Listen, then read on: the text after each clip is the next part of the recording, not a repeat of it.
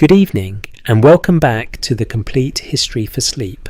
Tonight we're standing at the edge of an ocean no modern map can fully explain, listening to waves move through darkness where an entire civilization is said to have vanished without leaving a single certain trace behind. Far beyond the familiar coastlines of the ancient Mediterranean, beyond the rocky gates once called the Pillars of Heracles, there are stories of an island larger than kingdoms, richer than empires, and proud enough to believe the sea itself belonged to them. You can almost feel the salt wind already. The world behind you is old stone and torchlight. Harbour fires flicker along distant coastlines. Merchants count copper coins beneath hanging oil lamps. Somewhere in the night, a fisherman repairs torn netting beside a wooden dock, while tired dogs sleep nearby in the damp warmth of straw. And farther west, beyond all trusted routes, lies open water. That is where the story waits. Atlantis does not arrive in history like Rome or Egypt. It enters quietly, almost reluctantly, through fragments of conversation carried across centuries. A philosopher mentions it. A priest remembers it. A traveller writes down something strange he once heard beside a temple wall. Then silence returns again. For thousands of years, people have argued over whether Atlantis ever existed at all. Some believe it was merely a warning story about arrogance and power. Others insist memories of real disasters survived inside the legend, distorted slowly across generations until truth and myth became impossible to separate. And perhaps that uncertainty is part of the reason the story survives. A lost civilization feels strangely personal at night. You imagine lanterns extinguished forever, empty palaces beneath cold water, families interrupted in the middle of ordinary evenings, a cup left unfinished beside a window, sand drifting through abandoned courtyards where footsteps once echoed. History often preserves victories. Atlantis preserves disappearance. Before we wander any deeper into the forgotten world we're about to explore tonight, take a quiet moment to like the video and subscribe if these slow journeys through history help you relax, unwind, or simply escape from the noise of the modern world for a little while. And if you feel comfortable, share your location, your local time, and the part of the history you enjoy most hearing about during these quiet hours together. Tonight, the sea is calm for now. The moon hangs pale above black water. Ships rock gently against wooden moorings. Sailcloth snaps softly in the evening wind. And somewhere beneath the familiar rhythms of ordinary life, rumours continue drifting westward from harbour to harbour. Stories of an island, stories of impossible wealth, stories of destruction so complete that even memory itself struggled to survive. Ancient sailors feared the Atlantic Ocean in ways modern people rarely understand. To them, the world did not feel endless and measurable. It felt uncertain, alive, dangerous. Maps dissolved into speculation once coastlines disappeared behind fog. Out there, storms arrived suddenly.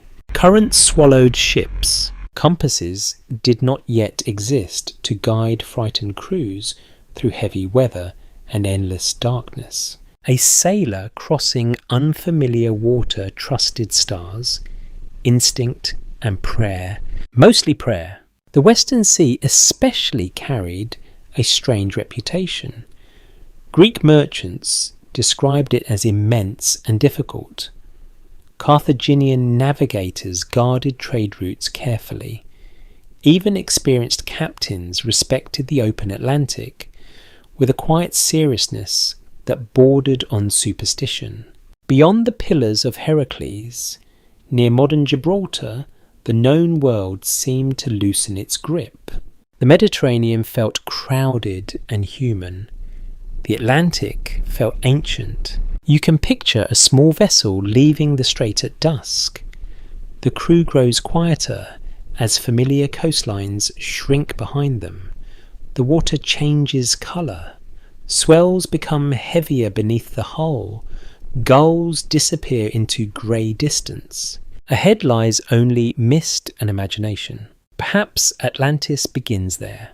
Not as a city at first, but as a feeling, a possibility large enough to haunt civilization for centuries. The earliest surviving written account comes from the Greek philosopher Plato, writing around the 4th century BCE. He described Atlantis through dialogues called Timaeus and Critias, presenting the island as a mighty naval power that existed long before his own time. According to the story, Atlantis ruled territories beyond the Mediterranean and possessed astonishing wealth, engineered harbours, grand temples and vast armies. Then, in a single terrible sequence of earthquakes and floods, it vanished beneath the sea. Plato claimed the tale originated much earlier through the Athenian lawgiver Solon, who supposedly heard it from Egyptian priests preserving ancient records. That fragile chain of storytelling became the foundation for centuries of fascination. Yet even in Plato's own lifetime, people debated whether Atlantis represented real history or philosophical allegory. Historians still disagree today, and strangely, disagreement only deepens the mystery. Human beings are drawn toward vanished worlds because loss feels more haunting than survival. An empire that continues existing eventually becomes ordinary. A civilization erased suddenly becomes almost sacred in imagination. Atlantis occupies that strange emotional space between memory and dream. The story survives because it reflects something deeply human: pride, fear, curiosity. The uncomfortable awareness that every society, no matter how advanced, remains vulnerable to forces larger than itself. Even now, entire modern cities rest beside unstable coastlines. Oceans continue rising. Earthquakes still arrive without warning. Volcanic islands still tremble beneath sleeping populations, who assume tomorrow will resemble today. Ancient listeners understood this immediately. They knew nature could erase certainty overnight. A farmer could lose harvest to flood water. A harbour town could disappear beneath storms. A kingdom could collapse from famine, war, or disease within a single generation. Civilization always appears permanent until suddenly it is not. The deeper you wander into the Atlantis story, the more it begins feeling less like fantasy and more like a mirror held carefully toward every ambitious society in history. There is another reason the legend endured. Atlantis promised impossible scale. The ancient world already contained wonders that stretched imagination. Egypt raised colossal stone monuments from desert heat. Babylon built towering walls and gardens. Phoenician sailors crossed dangerous seas carrying cedar wood, purple dye, and silver. But Atlantis represented something larger still. A civilization so advanced that later generations struggled to believe it existed. People have searched for it almost everywhere. Some looked toward the volcanic islands of the Aegean Sea. Others searched the Atlantic Ocean, the coast of Spain, the Sahara Desert, even Antarctica. Expeditions scanned ocean floors. Amateur historians wrote passionate theories. Divers explored underwater rock formations, hoping to uncover streets, temples, or buried walls. Again and again, certainty dissolved. Still the searching continued. Late at night, it is easy to understand why. The idea of Atlantis carries a quiet emotional gravity. Beneath arguments about archaeology or philosophy rests a simpler longing. People want lost things to be found. They want forgotten voices restored.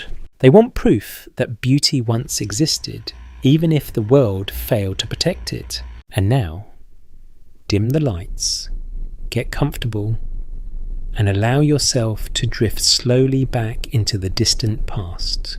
The story begins not with destruction, but with memory. An old conversation survives beside the Nile River. Priests move through cool temple corridors carrying oil lamps. Papyrus crackles softly in dry evening air. Outside, the river glides black beneath the stars while distant insects hum along the reeds. A visitor from Greece listens carefully. He does not yet realize the story he is about to hear will outlive kingdoms. Nor does he understand that somewhere beyond the edge of recorded history, an entire civilization already waits beneath the sea.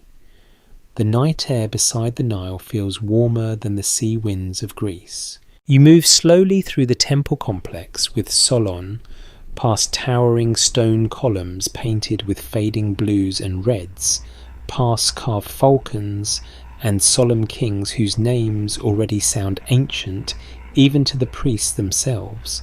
The year is uncertain now, blurred by centuries of retelling, but the memory survives clearly enough in spirit. Solon has travelled to Egypt during a restless chapter of his life, carrying the reputation of a respected lawgiver, poet, and political reformer. Athens knows him as an intelligent man, though perhaps also a tired one. Age has softened some of his ambition. Travel has sharpened his curiosity. Egypt overwhelms Greek visitors in quiet ways. The scale alone unsettles them. Temples rise from the earth like cliffs. Statues stare forward with expressions untouched by urgency. Dynasties stretch backward across time so far that ordinary human memory begins to fail. Greek civilization feels young here. Impressive, perhaps. Energetic, certainly. But young tonight. Oil lamps burn with a sweet smoky scent along temple walls, while servants move carefully through long corridors carrying baskets of figs, beer jars, and folded linen. Outside, frogs pulse softly beside irrigation canals. Somewhere in the darkness, water wheels creak rhythmically against the river current. Life continues calmly around the conversation. That is often how history changes. Not through thunder, through quiet rooms. According to Plato's later account, Solon speaks with priests at the city of Sais in the Nile Delta. The priests belong to an ancient religious tradition devoted partly to preserving records of kings, disasters, floods, wars, and dynasties stretching back thousands of years. Or at least that is what the story claims. No transcript survives. No Egyptian document confirms the exact conversation. Historians debate endlessly whether Plato invented portions entirely, adapted older traditions, or preserved fragments of genuine memory wrapped inside philosophical storytelling. Still, something about the scene feels believable. Civilizations exchange stories constantly. Merchants carry rumours beside cargo. Travellers exaggerate disasters. Priests preserve legends longer than governments survive. And Egypt possessed what Greece lacked at the time, a deep institutional memory extending across centuries. The old priest studies Solon carefully. You can imagine the moment. Sand-coloured robes, thin hands marked by age, the faint smell of incense lingering in the fabric. Perhaps his voice sounds patient rather than dramatic. He has repeated these traditions many times before. He tells Solon that the Greeks remain children in historical understanding. Not unintelligent, simply forgetful. Floods, fires, invasions, and collapse repeatedly erase memory in younger civilizations. Egypt, protected partly by geography and careful bureaucracy, remembers farther back, or believes it does. The priest speaks of great cycles of destruction affecting humanity again and again. Entire peoples disappear. Cities vanish. Survivors rebuild from fragments, while knowledge slowly fades into myth. Then he mentions Atlantis. The name arrives quietly, not yet surrounded by spectacle, only another memory among many. According to the account, Atlantis existed thousands of years earlier beyond the Pillars of Heracles, west of the Mediterranean entrance near Gibraltar. It was not described as primitive or chaotic, quite the opposite. It was wealthy, organised, powerful beyond comparison. The island controlled vast territory and commanded immense naval strength. Its rulers expanded aggressively, eventually threatening parts of Europe and North Africa before encountering resistance from ancient Athens. Then came catastrophe. Earthquakes, floods, a single dreadful day and night. Atlantis disappeared beneath the sea. You notice something immediately strange about the story. The destruction itself occupies surprisingly little space compared to the civilization's power beforehand. The emphasis rests not on the mechanics of disaster, but on moral decline. Atlantis grows rich, ambitious, and arrogant. Virtue weakens beneath luxury. Power becomes appetite. This pattern appears constantly in ancient storytelling because it reflects a fear civilizations carry everywhere. Success changes people. Empires often collapse long after they stop understanding themselves. The priests likely never intended Atlantis as simple entertainment. Ancient listeners rarely separated morality, history, religion, and politics into neat categories. Stories explained how societies behaved and why they eventually suffered consequences. Still, beneath the moral framework, tiny human details make the tale linger. You imagine scribes recording grain inventories while storms gathered offshore unseen. Children racing through crowded port streets. Bronze workers sweating beside furnaces late into the evening. Musicians performing during festivals without realizing entire generations stood near extinction. Disasters always become more unsettling when ordinary life continues moments beforehand. The priest speaks calmly, perhaps too calmly. That may be why the story survives. True horror rarely shouts. Outside the temple, Egypt continues breathing through the night. River barges drift beneath, moonlight carrying stone and wheat. Fishermen repair woven nets by lantern glow. The scent of wet reeds mixes with distant cooking fires. Human life feels permanent in moments like this. Predictable, steady, yet Egypt itself already understood fragility better than most civilizations. Dynasties collapsed regularly despite monumental architecture. Tomb robbers stripped royal graves. Foreign armies crossed borders repeatedly. Even mighty kingdoms spent generations recovering from famine or political chaos. The priest's warning about Atlantis may have carried contemporary meaning as well. Every empire imagines itself secure shortly before discovering otherwise. Solon listens carefully because intelligent people recognize emotional truth even when factual certainty remains unclear. Perhaps he doubts portions already. Perhaps the numbers sound exaggerated. Plato later describes enormous armies and impossible timelines that modern historians often question. Ancient writers frequently used scale symbolically. Vast numbers communicated importance rather than statistical precision. But doubt does not erase fascination. The Western Ocean already represented mystery to Mediterranean cultures. Strange stories attach themselves naturally to unknown places. Sailors returned with confusing accounts of tides, storms, distant islands, and unfamiliar peoples. Beyond mapped waters, imagination expanded easily, and Atlantis offered something irresistible, a complete civilization hidden behind the horizon of memory. As the conversation deepens, another emotional layer emerges beneath the politics and geography. Loss. The priest describes Atlantis almost mournfully, as though remembering not merely an enemy empire, but an entire vanished world. That detail matters. Ancient societies celebrated conquest constantly, yet the destruction of Atlantis carries sadness rather than triumph, because extinction frightens everyone equally. No civilization escapes time forever.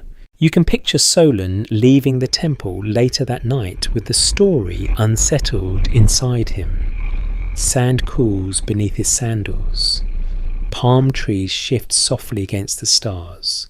Somewhere nearby, servants extinguish lamps one by one along silent courtyards.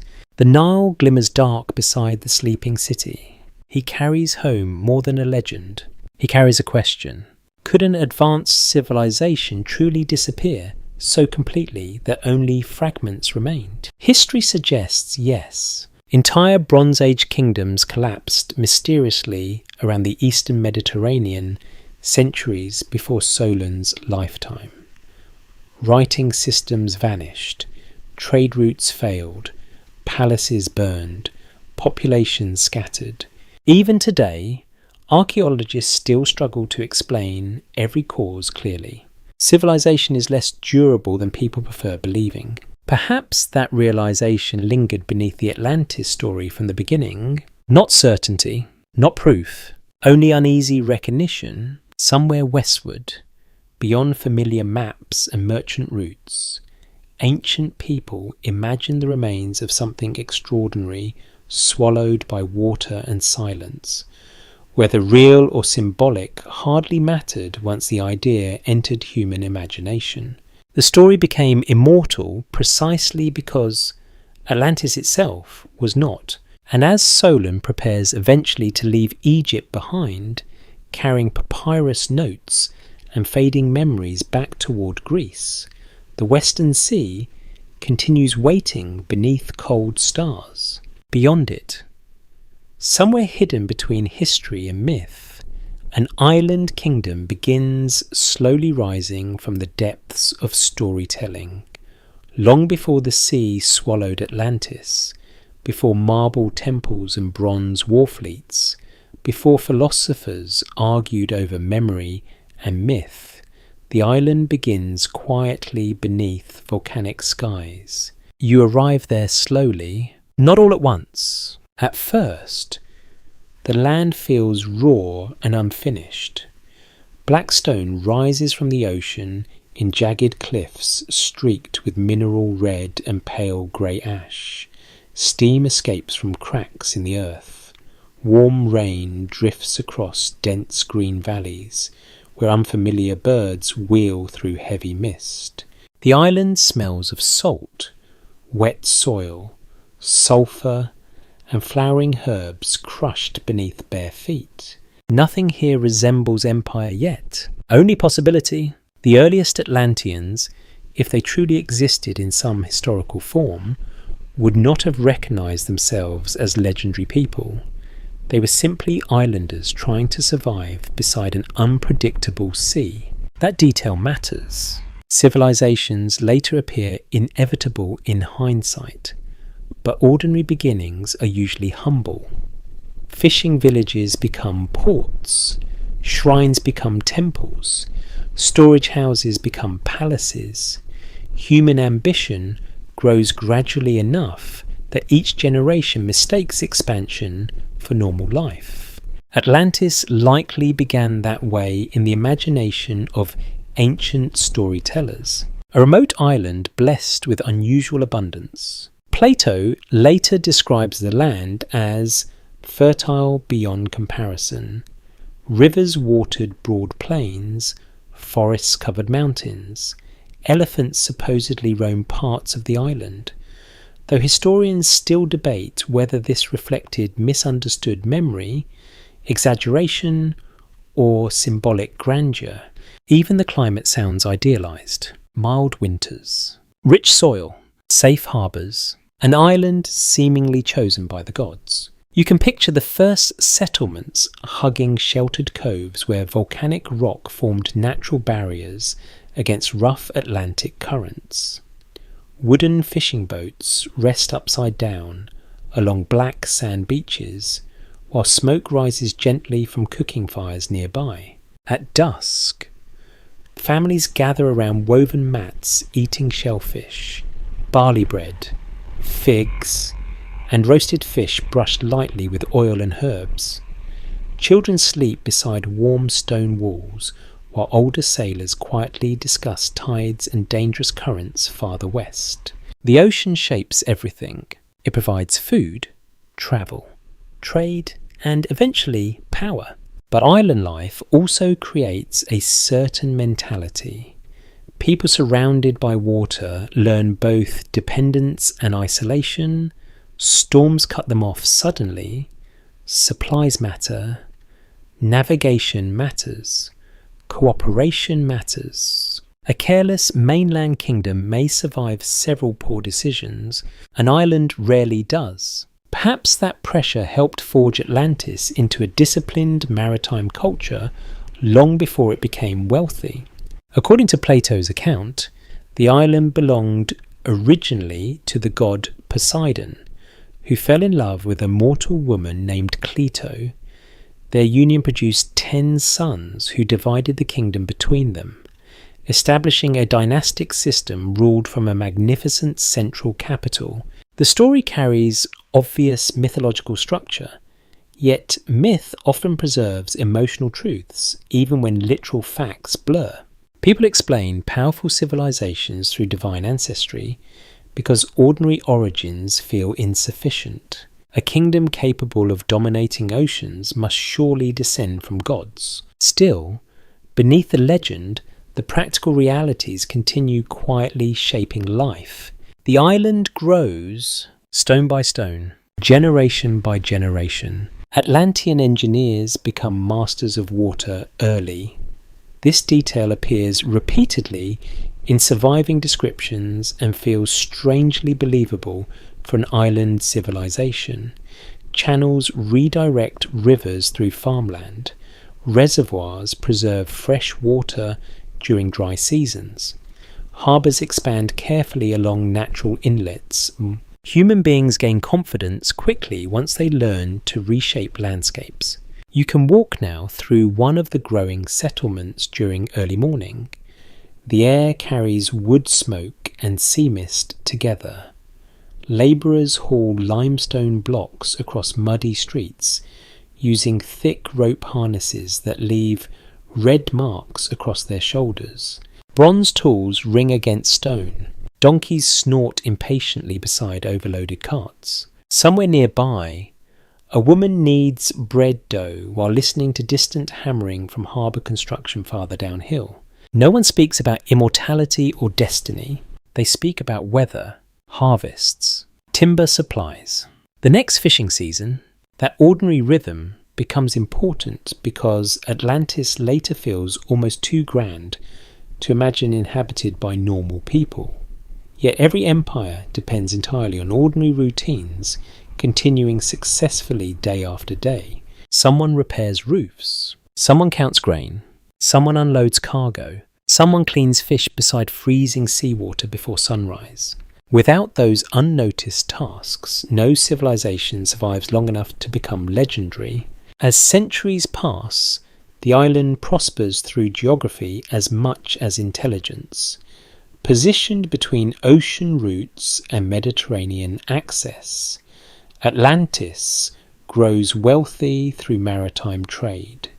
Ships arrive carrying copper, tin, ivory, dyed cloth, spices, timber, and precious stones. Markets become crowded. Languages mix. Foreign sailors sleep uneasily inside harbour districts where unfamiliar customs surround them. Wealth changes the island visibly. Simple homes evolve into multi-storey residences faced with polished stone. Public baths appear beside plazas shaded by fig trees and tall cedar beams imported from distant coasts. Temples expand upward with bronze roofing that flashes brilliantly beneath afternoon sunlight. The capital especially transforms into something astonishing. Plato describes concentric rings of land and water surrounding the royal centre, connected by bridges and canals, engineered with extraordinary precision. Modern readers often imagine fantasy architecture here, yet ancient societies genuinely achieved remarkable engineering feats with limited technology.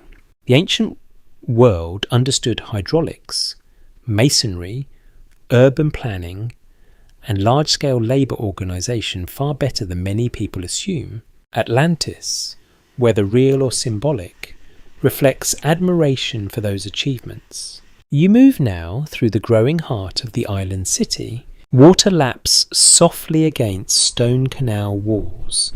Cargo boats drift beneath low bridges carrying grain sacks and amphorae sealed with wax.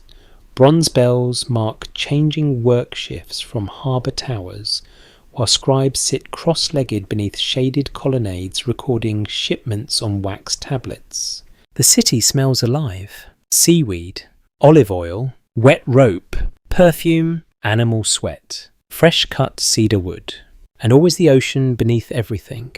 At night, lantern light reflects across dark canals while musicians perform softly inside courtyard gardens. Wealthy families recline beside shallow pools discussing politics and trade agreements. Farther downhill, near the docks, exhausted labourers drink watered wine from clay cups while arguing about wages and storm damage. Civilization expands unevenly. Luxury and exhaustion always grow together. Yet Atlantis, during these early centuries, still possesses confidence without visible corruption. Its rulers seem disciplined. Religious rituals reinforce social order. Maritime success rewards planning and cooperation. The island believes itself favoured, perhaps protected.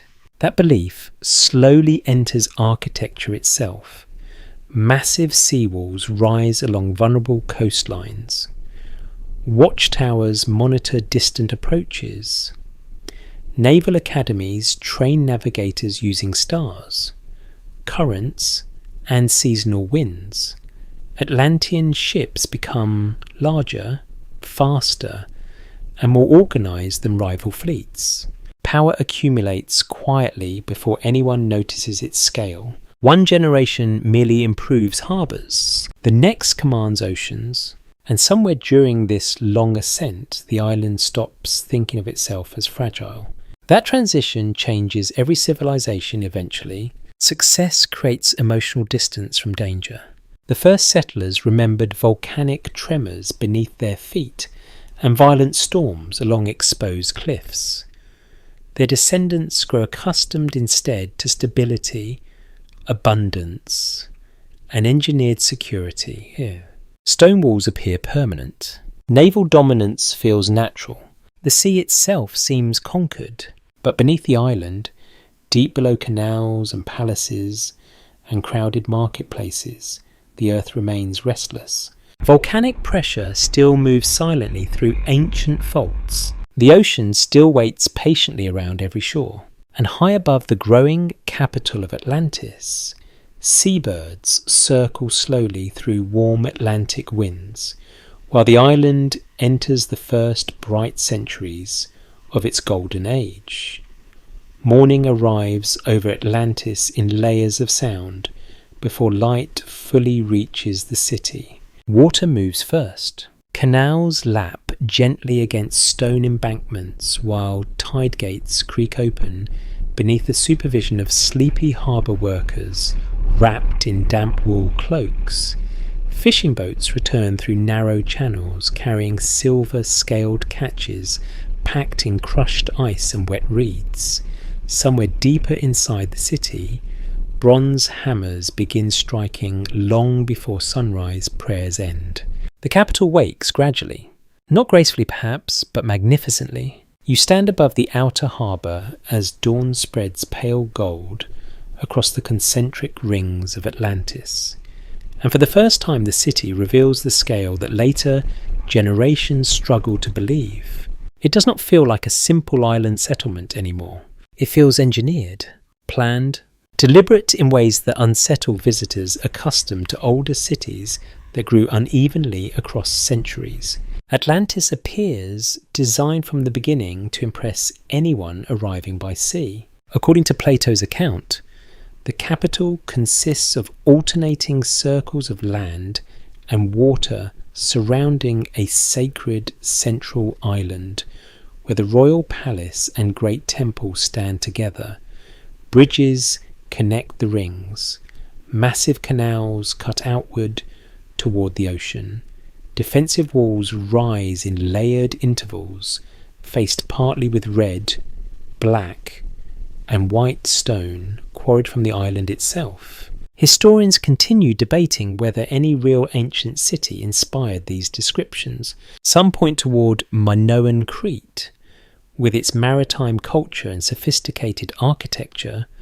Others suspect Plato intentionally exaggerated the symmetry to create an idealized imperial capital.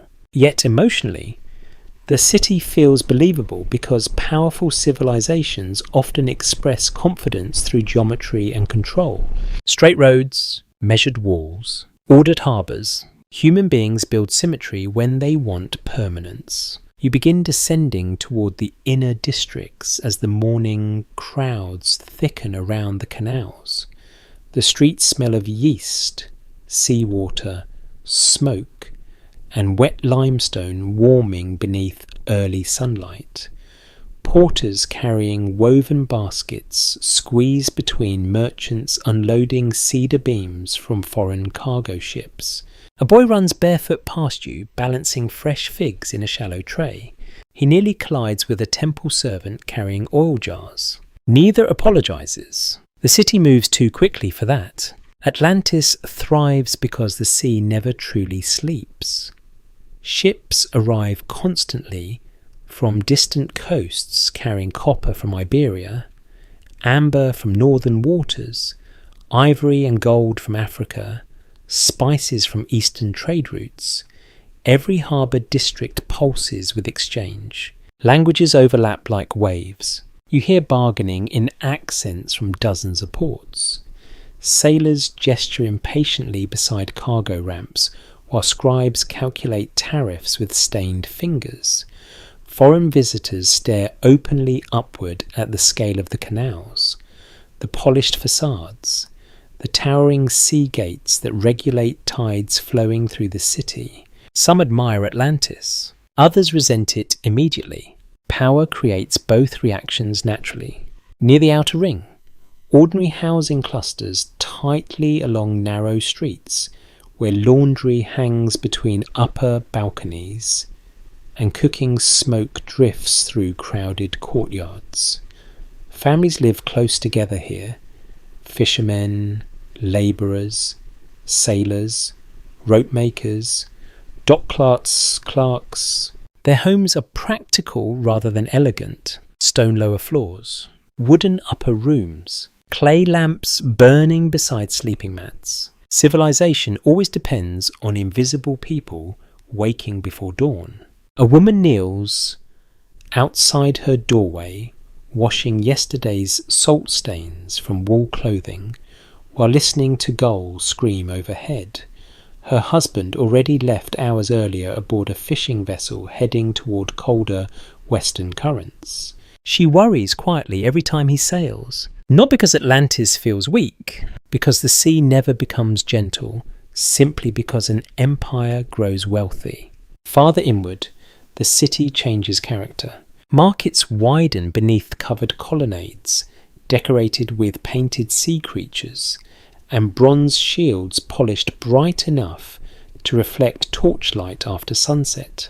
Public fountains spill cool mountain water into carved basins, where travellers pause to drink. You notice the confidence everywhere. Atlantis believes in abundance. Fruit pyramids overflow market stalls. Imported perfumes fill shaded merchant houses. Musicians perform during afternoon trading hours, not for ceremony, but because prosperous people expect beauty woven into ordinary life. That expectation marks mature civilizations. Luxury becomes background noise. Yet the grandeur never feels entirely soft. Military discipline shapes the city beneath its elegance. Harbour patrols inspect incoming vessels carefully. Naval officers move through crowds wearing scaled bronze armour darkened with oil against sea air. Signal towers monitor distant waters day and night. Atlantis remembers vulnerability even while displaying power. At least for now, you continue inward across one of the great bridges spanning the circular waterways. Beneath you, military triremes glide silently through deeper channels reserved for the royal fleet. Their bronze rams gleam beneath sunlight, while synchronized oars dip cleanly into green water. Hundreds of men row together. No shouting, only rhythm. The sight unsettles visiting merchants because it reveals the true foundation beneath Atlantis' wealth. Control of the sea, trade enriches the island, but naval power protects the trade. Every empire eventually learns that lesson. The central district rises ahead now, elevated slightly above the surrounding rings. Here the architecture becomes openly ceremonial. White stone staircases climb toward the temple terraces, lined with statues larger than houses. Gardens overflow with imported trees, carefully irrigated through hidden channels beneath polished courtyards. And above everything stands the great temple of Poseidon. Plato describes it as covered partly in silver and gold, with ivory details and towering pillars visible from far beyond the harbour approaches. Whether exaggerated or not, the image endured because it captured something emotionally recognisable about imperial capitals. Rulers build upward when they wish to appear eternal. Inside the temple, the atmosphere shifts completely from the crowded energy outside. Cool air carries incense and seawater together through dim halls where priests move slowly between enormous columns painted deep blue and copper green. The noise of the city fades. You hear only sandals brushing stone and distant water echoing faintly through underground channels beneath the sanctuary. Religion in Atlantis does not merely comfort people, it legitimizes the empire itself. The sea gods supposedly granted the island prosperity and dominance. Rituals reinforce the belief that Atlantis occupies a favoured place in the order of the world. Dangerous ideas often begin that way, not through cruelty at first. Through certainty, a young naval officer kneels before the altar now, helmet tucked beneath one arm. He smells faintly of leather, salt, and exhausted sweat after weeks at sea. Beside him, an older priest pours wine slowly into a bronze basin while reciting prayers for favourable currents and safe return. The officer closes his eyes briefly. Even powerful civilizations produce frightened individuals. Outside again, afternoon sunlight flashes brilliantly across the canals. Crowds swell thicker as trading hours peak. Somewhere near the harbour, a drunken sailor begins singing badly while companions laugh into clay cups of watered wine. Nearby, two engineers argue over measurements for a new floodgate project. A child feeds scraps to seabirds beside the canal steps. Life feels enormous and ordinary simultaneously. That may be the most haunting thing about Atlantis. Not its destruction, its normality beforehand. The city believes itself secure because every visible system functions beautifully. Water flows where directed. Fleets obey command. Markets overflow. temples reassure the population that divine favour still rests upon the island. No empire imagines collapse during its brightest years. Yet subtle tensions already exist beneath the polished stone. Trade creates inequality. Power creates ambition. And abundance slowly changes the emotional texture of societies in ways difficult to notice from inside them. The first settlers once feared storms and famine constantly. Their descendants fear inconvenience. That shift matters more than anyone realizes. As evening settles over Atlantis, lanterns ignite gradually along bridges and harbour walls until the canals shimmer with reflected gold. Music drifts from upper terraces where wealthy families gather for supper beside open courtyards scented with rosemary and cedar smoke. Below them, labourers continue unloading cargo by torchlight. The city glows magnificently against the dark Atlantic beyond its sea gates. And somewhere beneath the foundations, deep below the carefully ordered rings of stone and water, the island continues listening silently to the restless earth. Night settles differently over Atlantis once you leave the royal districts behind.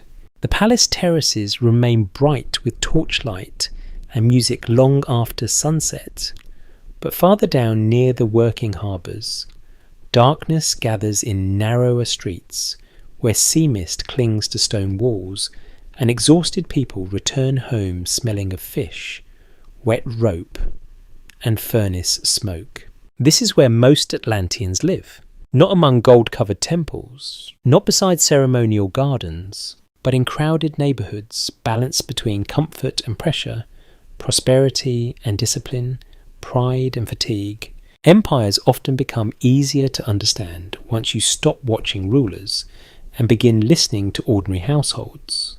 A civilization reveals itself most honestly at supper. You enter one now through a weathered wooden doorway near the Eastern Canal district.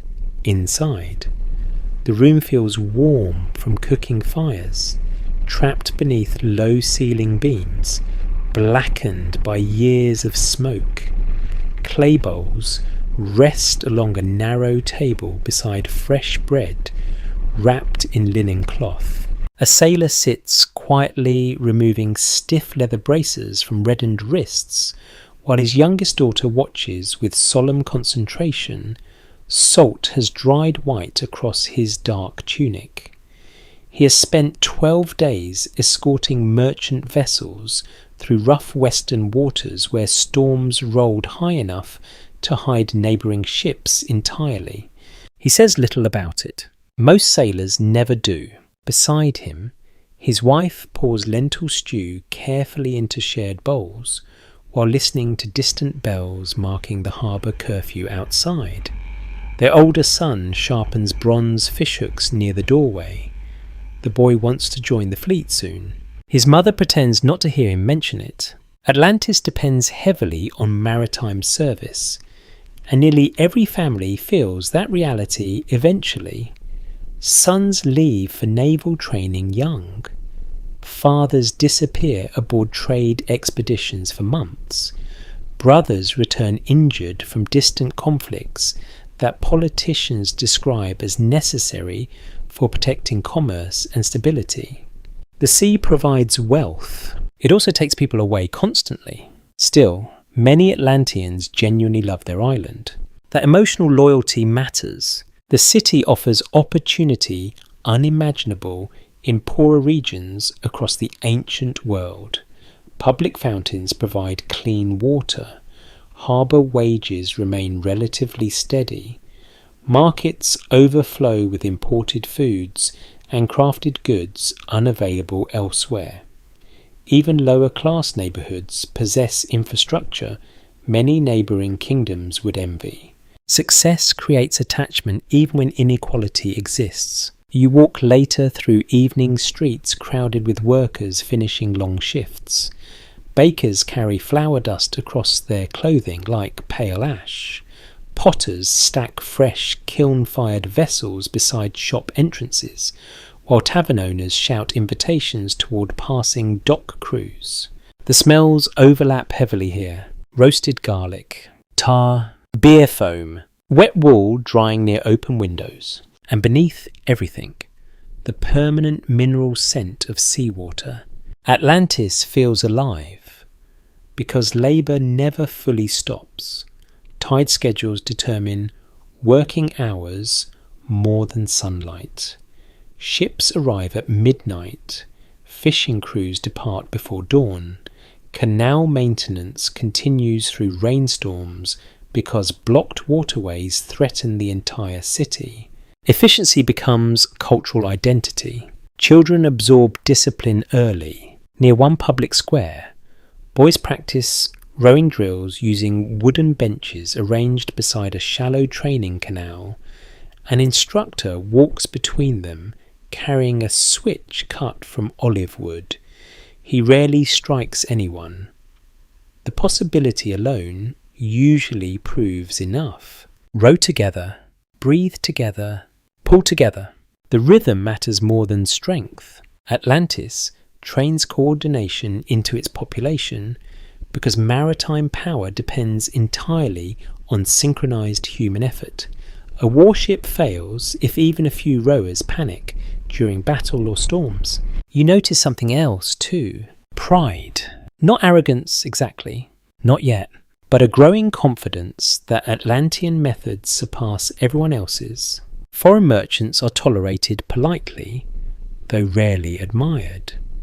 Mainland kingdoms seem disorganized by comparison, their harbours smaller, their roads rougher, their fleets slower. Success slowly reshapes emotional perspective until superiority begins feeling factual rather than dangerous. At the naval academies, young officers study currents, astronomy, engineering, logistics, and military tactics beneath instructors hardened by decades at sea. Charts line stone classrooms weighted at the corners against coastal wind drifting through narrow windows. A teacher points toward tide diagrams scratched onto wax tablets. The sea punishes hesitation, he says quietly. No one argues. Outside, rain begins falling softly across the harbour roofs. Sailcloth snaps sharply in strengthening wind while harbour bells ring low through the mist. Workers hurry to secure mooring lines before weather worsens overnight. The storm smells metallic, cold, familiar. For ordinary Atlanteans, survival still depends less on imperial grandeur than practical competence. Roofs must hold against heavy rain. Food stores must survive winter humidity. Harbour walls require constant repair against relentless tides. Or nature remains stronger than architecture no matter how magnificent cities become. Yet prosperity continues reshaping daily life in subtle ways. Bathhouses grow more elaborate. Imported perfumes become fashionable among wealthy families. Musicians perform publicly during religious festivals, accompanied by instruments gathered from distant cultures. Some upper-class children learn multiple languages for diplomacy and trade. The island becomes cosmopolitan, sophisticated, restless. You spend part of the evening inside a crowded tavern near the western docks, where sailors trade stories over cups of dark barley beer. Smoke thickens the ceiling air while dice games continue loudly beside the entrance. One old navigator describes strange Atlantic swells farther west, where the ocean seems to breathe beneath ships during calm weather. Another laughs and calls him drunk. A third quietly touches a protective charm hanging beneath his tunic. Even experienced seafarers remain deeply superstitious, especially at night. The tavern owner moves between tables carrying grilled fish wrapped in herbs, while trying unsuccessfully to stop arguments about taxes, naval patrols, and trade restrictions imposed by the royal administration. Some workers already feel squeezed by the empire's growing appetite for expansion. Military campaigns require funding. Harbours require maintenance. Monuments require labour. Every prosperous civilization eventually discovers that success becomes expensive. Still, complaints remain cautious. Atlantis rewards conformity more than rebellion. Citizens understand the advantages their island provides compared to poorer neighbouring territories vulnerable to famine or invasion. Security encourages obedience, at least temporarily, farther uphill in wealthier districts. Another kind of evening unfolds entirely differently. Noble families dine beneath painted ceilings while servants refill silver cups with imported wine. Philosophers debate navigation, mathematics, and governance beside shallow reflecting pools lit by floating oil lamps. Luxury softens discomfort. It also narrows perspective. A senator's son complains about delayed spice shipments from southern trade routes while, several districts below, fishermen repair torn nets carefully because replacing them costs half a season's earnings. The distance between classes widens gradually enough that many barely notice. Yet emotionally, Atlantis still holds together during these years through shared identity. Rich or poor, citizens believe they belong to the greatest civilization on Earth. That belief creates remarkable unity. It also creates blindness. Near midnight, the rain finally passes. Clouds drift apart slowly above the city until moonlight spreads silver across the canals and harbour towers. Somewhere in the distance, temple horns sound low across the water, marking the changing watch. Most homes are quiet now, children asleep, lanterns extinguished. Only harbour crews, patrol guards, and night fishermen remain awake beneath the cool sea wind. You walk one final time along the outer seawall where waves strike dark stone in slow rhythmic bursts. The Atlantic stretches endlessly westward beneath the moon, black and unknowable beyond the protective rings of Atlantis. Behind you rises one of humanity's greatest imagined civilizations. Ahead waits open ocean. And somewhere between those two vastnesses lives the ordinary Atlantean heart, proud and vulnerable at once, believing deeply in tomorrow, without understanding how fragile every bright civilization truly becomes. By the time Atlantis reaches the height of its prosperity, the island no longer measures wealth in simple treasure. Gold becomes ordinary there, not worthless, never that, but familiar enough that people stop pausing to admire it. Bronze gleams from public statues. Ivory decorates ceremonial furniture. Imported dyes colour noble robes in deep crimson and ocean blue once reserved only for kings elsewhere. Abundance settles over the island like warm weather. At first it feels harmless, even beautiful. The harbours expand again during these years. New docks stretch farther into protected channels, while warehouses rise along the outer rings, their stone foundations reinforced carefully against tides and storms. Trade ships crowd the sea approaches so densely during certain seasons that harbour pilots guide vessels through the canals day and night by torchlight. Atlantis becomes the centre of a world connected by water. You can feel it in the markets immediately. One morning, near the southern commercial district, merchants arrange polished amber beside folded linen from Egypt, silver ingots from Iberia, carved cedar chests from the Levant, and jars of cinnamon so fragrant that passers-by stop briefly just to breathe. Children weave through the crowds carrying trays of figs and honey cakes. Street musicians perform beside fountain basins where foreign sailors wash salt from their faces after months at sea. The city hums with confidence, yet prosperity changes people slowly enough that they rarely notice themselves changing. That may be the most dangerous kind of transformation. A fisherman who once repaired his own nets now hires labourers. A merchant family that once shared cramped harbour rooms now owns hillside villas, cooled by shaded courtyards and flowing water channels. Young nobles raised inside comfort begin treating luxury not as privilege, but as expectation. Memory shortens during successful generations. The hardships that built civilizations fade first. You visit one wealthy household during a midsummer feast held beneath open terraces overlooking the inner canals.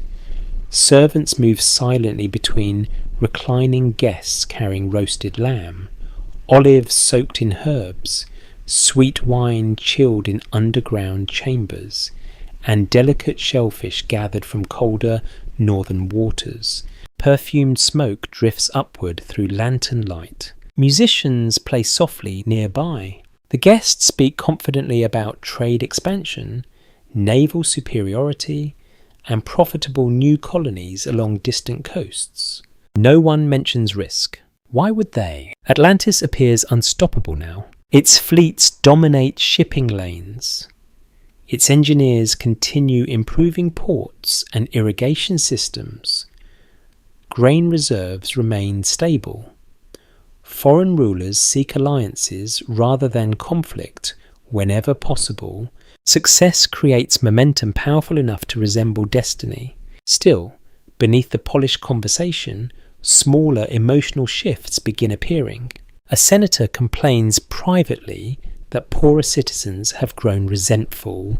A naval commander argues for stronger military presence near contested trade routes. A merchant laughs dismissively about mainland kingdoms struggling beneath drought and famine. The laughter lingers unpleasantly afterward. Empires rarely become cruel overnight. They become insulated first. Meanwhile, ordinary workers feel prosperity differently. Near the western shipyards, labour crews spend long hours hauling timber beneath brutal summer heat, while supervisors demand faster construction schedules for expanding naval fleets. Sweat darkens tunics, hands split open against rough rope and unfinished wood. The smell here is sawdust, tar, and human exhaustion. One young labourer pauses briefly beside the harbour wall to cool his wrists in seawater. He watches noble pleasure boats glide silently across the inner canals toward evening festivals farther uphill. For a moment, resentment flickers across his face. Then it disappears. Work continues. Atlantis still offers opportunity compared to many neighbouring lands. Yet inequality widens visibly now. Wealth concentrates near the ruling families and merchant elites whose fortunes depend increasingly on imperial expansion. Trade no longer feels sufficient by itself. The island wants influence too. That distinction matters. Ships once sailed mainly for commerce. Now they sail for control. Across the Mediterranean world and beyond, smaller coastal settlements begin noticing Atlantean pressure more directly. Tribute agreements appear. Harbour access becomes conditional. Naval escorts begin resembling occupation forces in some regions. Foreign rulers smile carefully during negotiations while privately fearing the growing sea empire. And back in Atlantis, many citizens barely notice. Imperial systems often hide their own violence behind distance. A crowded market still feels peaceful even while warships patrol foreign waters hundreds of miles away. You walk later through one of the administrative districts where scribes record shipping quotas and tax assessments beneath covered stone arcades. The atmosphere here feels colder than the lively markets below. Efficient, precise. Clerks dip reed pens into dark ink, while officials calculate grain tariffs and military expenditures with practiced calm. Paperwork expands alongside empires. So does bureaucracy. A tired courier arrives, carrying reports from overseas settlements affected by unrest after increased taxation. An official scans the document briefly, sighs, and passes it aside for later review. Outside, festival drums echo through the city. Life goes on. That emotional separation between centre and frontier grows larger every year. Atlantis continues celebrating itself while pressure builds quietly beyond its shores. Religious life changes too during this period. Earlier generations approached the gods with gratitude mixed carefully with fear. The sea remained sacred because it remained dangerous. Now ceremonies become grander and more theatrical. Temples display increasing amounts of gold and imported stone. Priests wear jewelled robes during public processions attended by cheering crowds. Offerings grow lavish enough to resemble political demonstrations. Faith intertwines with spectacle. Some older priests feel uneasy about it. One elderly temple keeper pauses beside a canal shrine late one evening after the festival crowds disperse. Wax from extinguished candles cools slowly beside scattered flower petals drifting across dark water.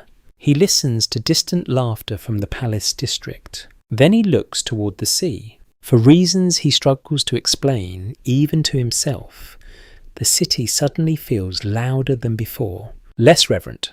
Historians later describing Atlantis often emphasized moral decline because ancient cultures viewed arrogance as a kind of spiritual imbalance. Pride offended both gods and nature alike. A society forgetting humility risked inviting catastrophe. Modern readers sometimes dismiss this as simple moralizing, yet there is psychological truth buried inside it. Power alters perception. A civilization surrounded too long by success eventually mistakes luck, geography, and temporary advantage for permanent superiority. Atlantis begins crossing that line now. The island's rulers commission larger monuments. Naval commanders advocate more aggressive campaigns against resistant territories. Merchant guilds push for expanded extraction of timber, metals, and agricultural resources from allied regions. Growth becomes addiction. No empire willingly remains merely prosperous once expansion seems possible. And still the city shines magnificently at night. Lanterns reflect across the canals like broken constellations. Perfumed gardens bloom beneath marble terraces. Musicians play beside open courtyards, where wealthy families recline comfortably while cool sea wind drifts inland through the harbour rings. From a distance, Atlantis appears almost impossibly beautiful. That is what makes the coming tragedy feel so haunting. Not because the civilization was flawless, because it was human, full of intelligence, ambition, creativity, vanity, labour, tenderness, greed, discipline, and blind confidence existing together inside the same glittering island empire. Far below the city, hidden beneath volcanic stone and engineered foundations, ancient fault lines continue shifting silently through darkness. The earth does not care about prosperity. The sea does not admire monuments. And somewhere beyond the bright harbours of Atlantis, storms gather slowly over open water, while the island dreams confidently of endless horizons. The royal palace of Atlantis stands at the centre of the island like a carefully protected heartbeat. From the outer canals, visitors see only glimpses at first.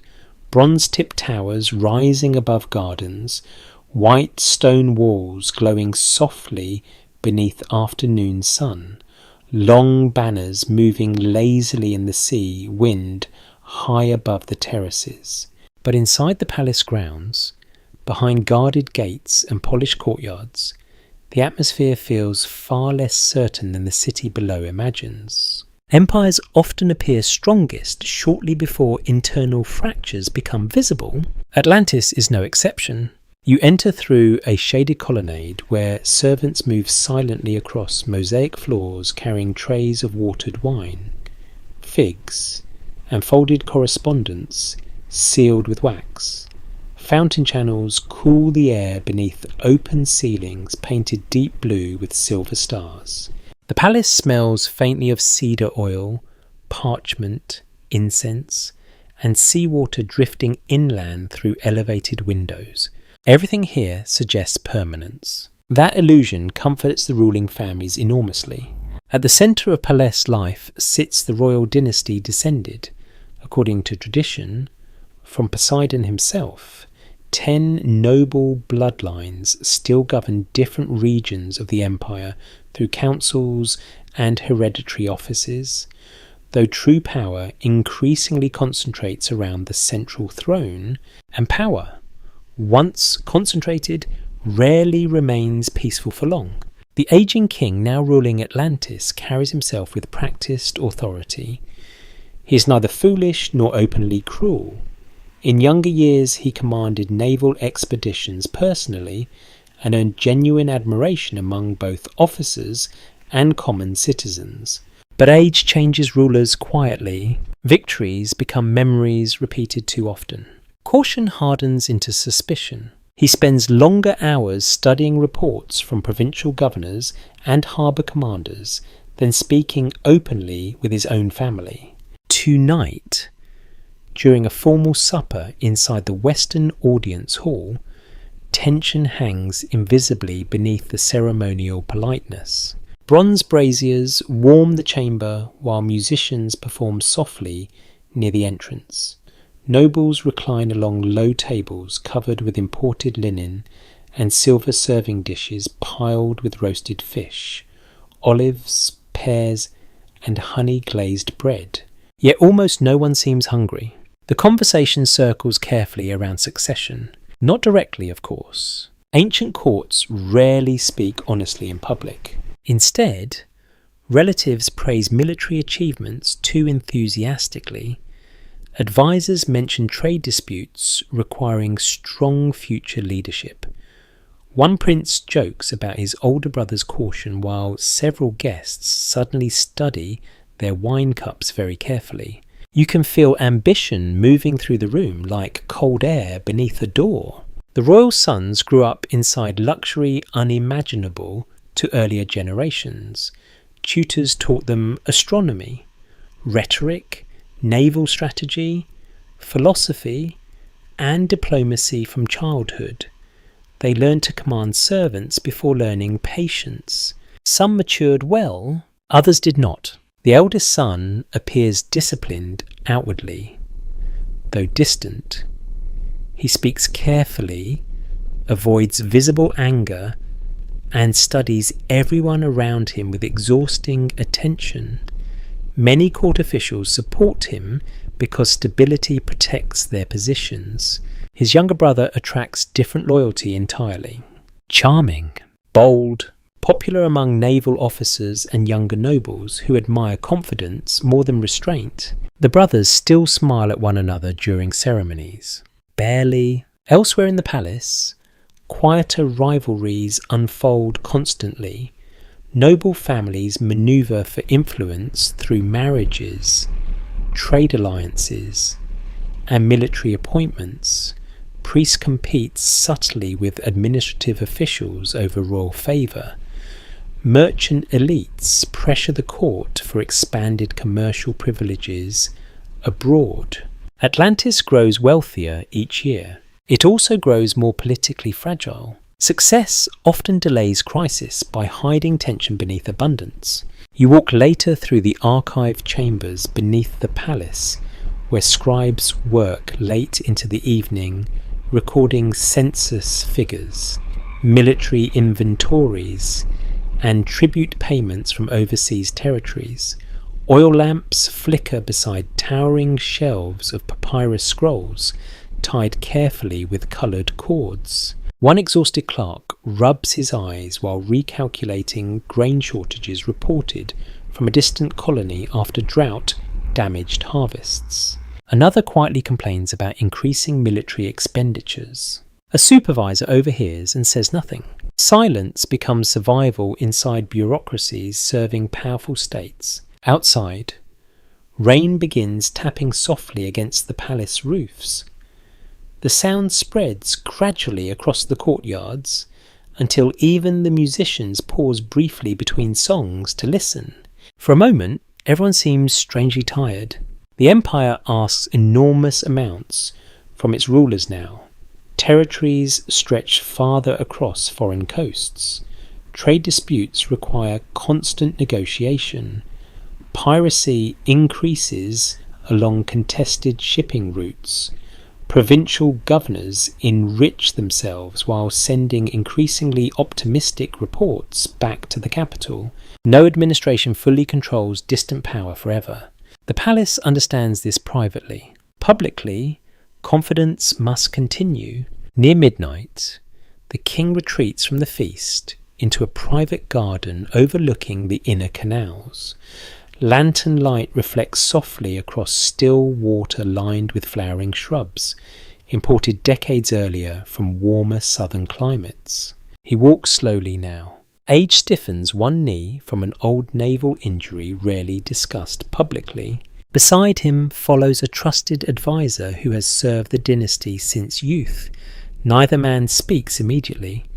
They listen instead to distant harbour bells echoing faintly through mist drifting inland from the sea. Finally the king asks the question quietly.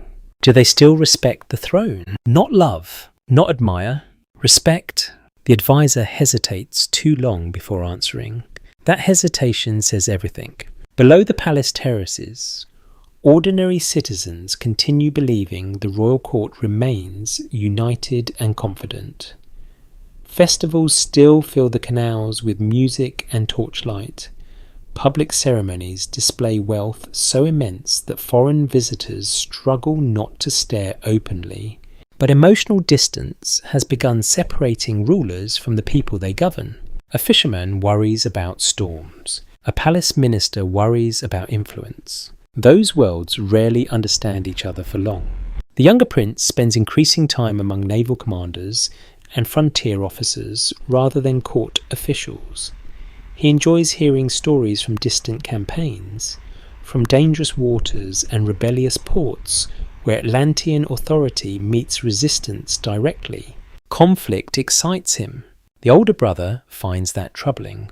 They argue privately more often now, behind closed doors, guarded by nervous servants, pretending not to listen. One believes the empire must expand aggressively before rivals unite against it. The other fears overextension already threatens stability. Both may be correct. History rarely offers simpler choices than that. Meanwhile, beyond the palace walls, the city itself grows increasingly dependent on imperial success. Trade profits sustain public works. Military contracts feed shipyards. Overseas tribute helps maintain food reserves during poor harvests. Atlantis cannot easily slow down anymore. The machine of empire requires constant movement, and inside the royal court people begin sensing it. A queen worries silently that her sons resemble competitors more than family. Younger nobles gamble recklessly because inherited wealth insulates them from consequence. Advisors conceal unpleasant reports to preserve influence. No one intends catastrophe. That is rarely how decline begins. It begins through accumulated compromise, fatigue, vanity, fear hidden beneath ceremony. Near dawn, the rain finally stops. Moisture clings to the palace gardens, while the first grey light spreads across the canals below. Harbour workers already move through the waking city, preparing ships for departure. Atlantis still appears magnificent from above. The sea walls stand firm. The fleets remain unmatched. The markets overflow. Yet inside the palace, beneath polished marble and bronze roofs, something delicate has started fraying quietly between ambition and wisdom. And once trust weakens inside ruling circles, even the grandest civilization becomes more vulnerable than it realizes. The fleets of Atlantis leave before sunrise. That is when the sea feels most honest. The harbour channels lie dark beneath fading stars while lanterns swing gently from mast poles and seawall towers. Sailors move through cold mist, speaking in low voices, as crews load fresh water, dried fish, grain sacks, oil jars, and tightly coiled rope aboard waiting vessels.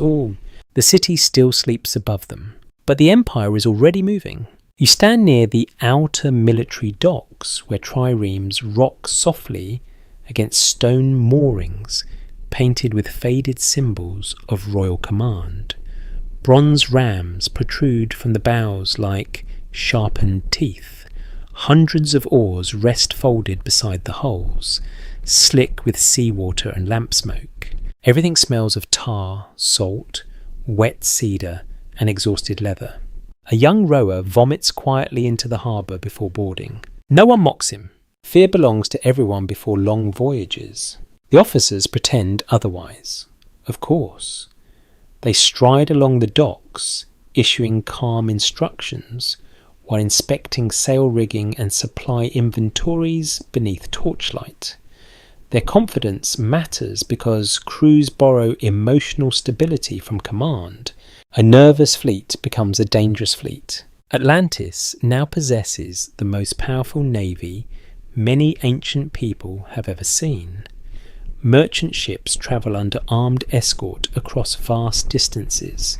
Patrol squadrons monitor trade routes through the Mediterranean and far into Atlantic waters. Colonial harbours rely on Atlantean protection against piracy and rival kingdoms. Sea power reshapes the world quietly. Ports grow rich or poor depending on which ships arrive. Entire cities survive because grain convoys continue flowing. Atlantis understands this perfectly. The empire does not merely sail across oceans anymore, it organises them. At dawn, horns echo across the harbour, rings signalling departure. Mooring lines splash into dark water. Sailcloth unfurls overhead with heavy snapping sounds, while the first coordinated oar strokes ripple outward through the mist. The fleet begins moving. From above, the sight appears almost beautiful. Long rows of vessels gliding through the canal gates into open sea, while morning light slowly ignites the horizon behind them. But beauty at this scale always conceals strain.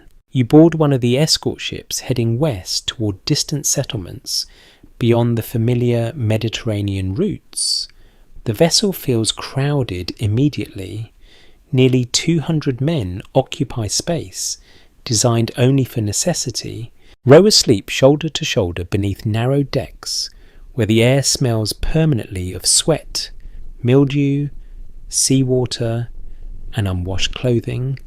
Rats dart occasionally between storage jars while waves strike the hull with steady hollow force.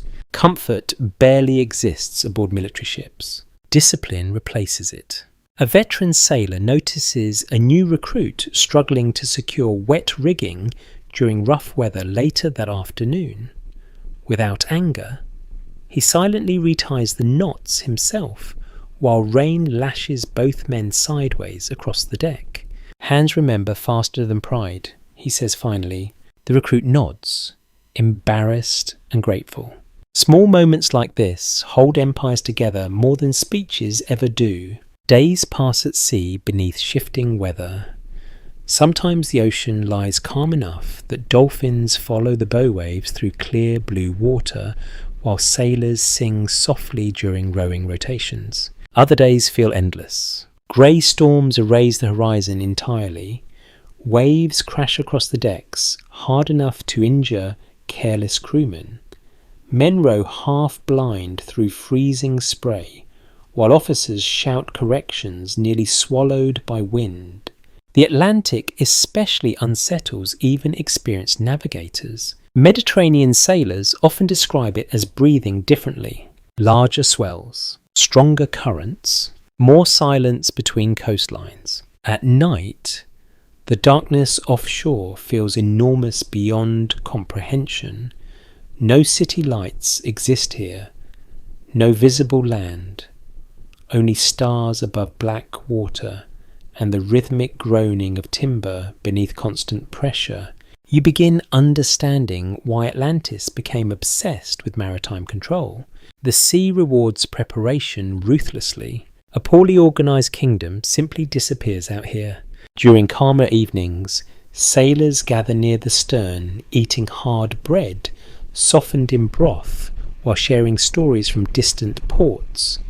One man describes icy northern islands where summer daylight lingers strangely long.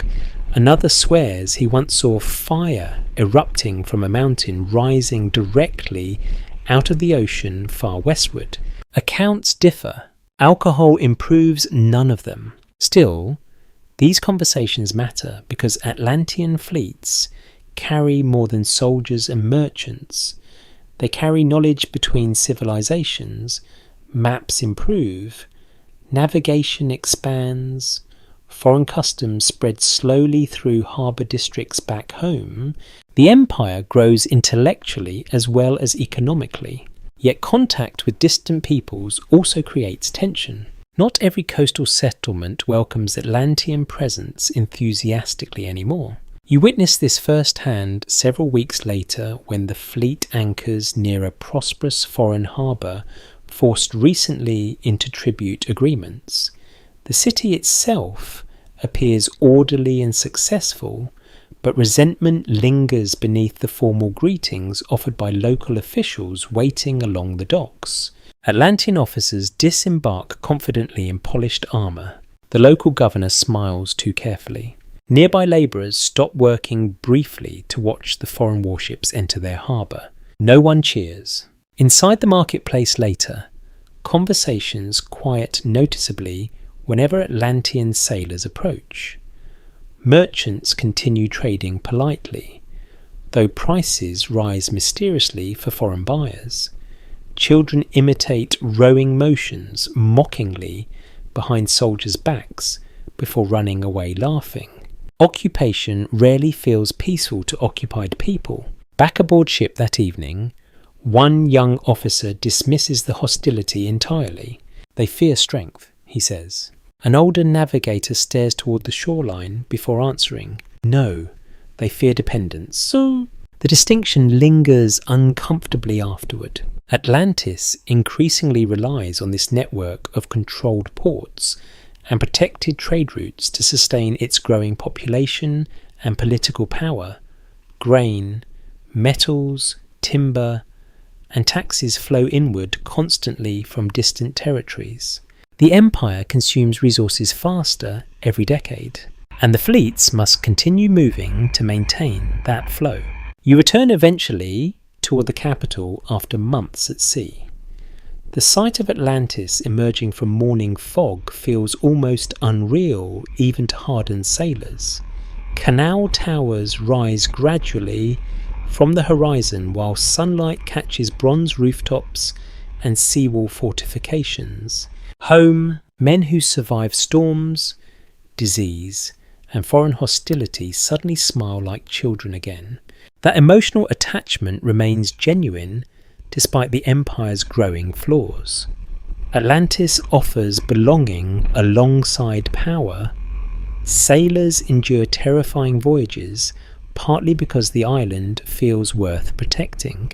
Yet returning crews also notice subtle changes each season. More warships under construction, more taxes, more political banners hanging across public squares. The city grows wealthier but less relaxed. Expansion creates momentum difficult to slow. One exhausted captain walks the harbour alone after docking, listening to waves strike the sea walls beneath evening wind.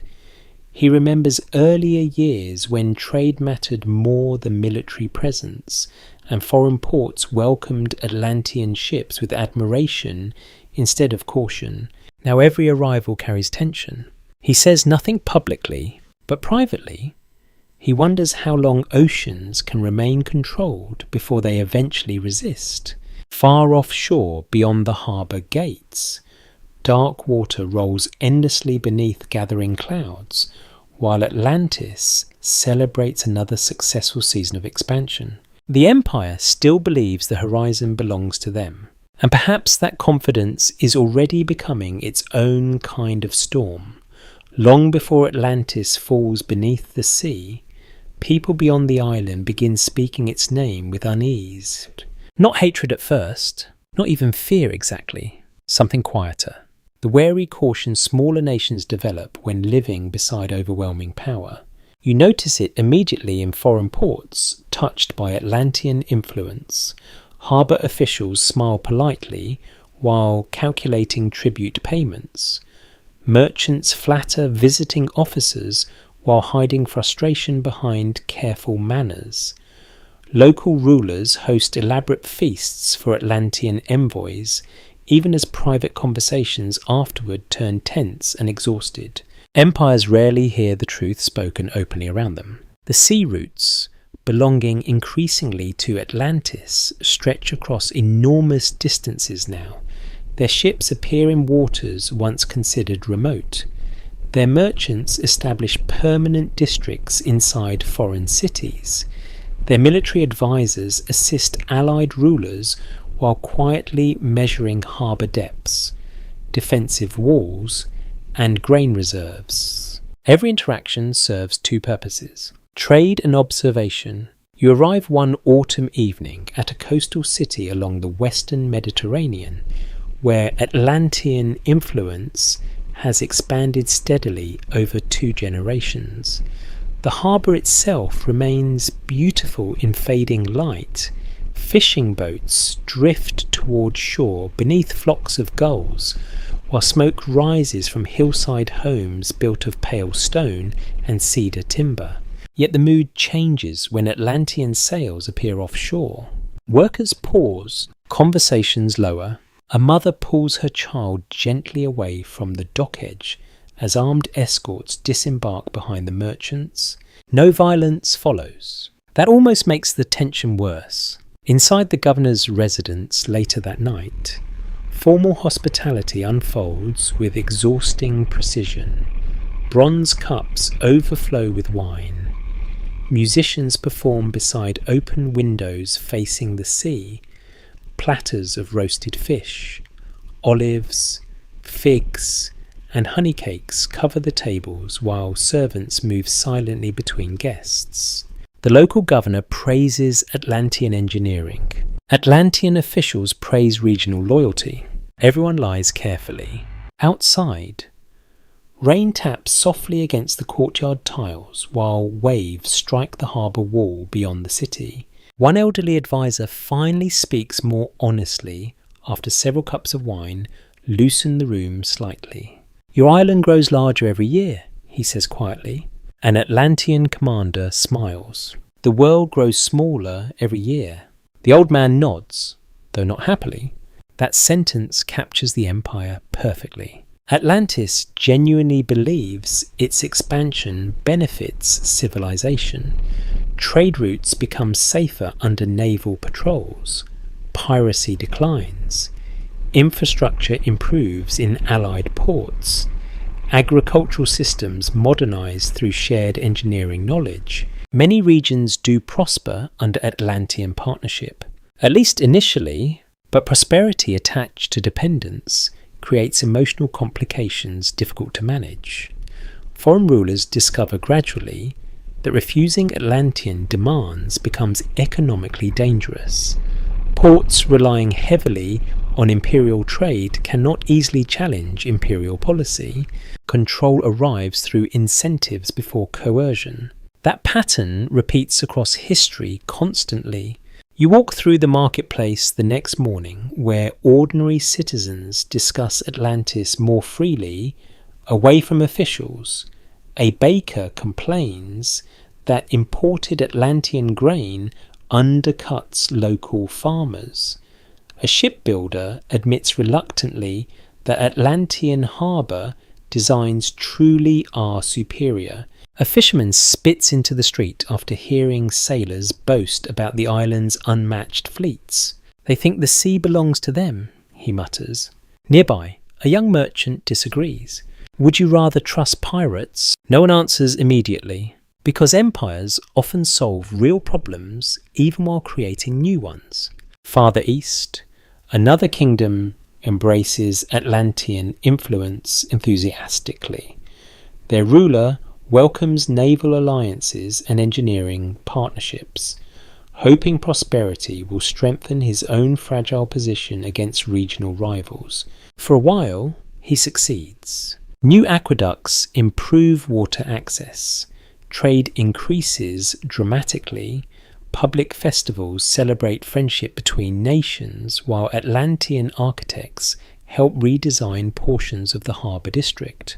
Children grow up hearing Atlantean songs beside their own local traditions. Cultural exchange begins feeling natural.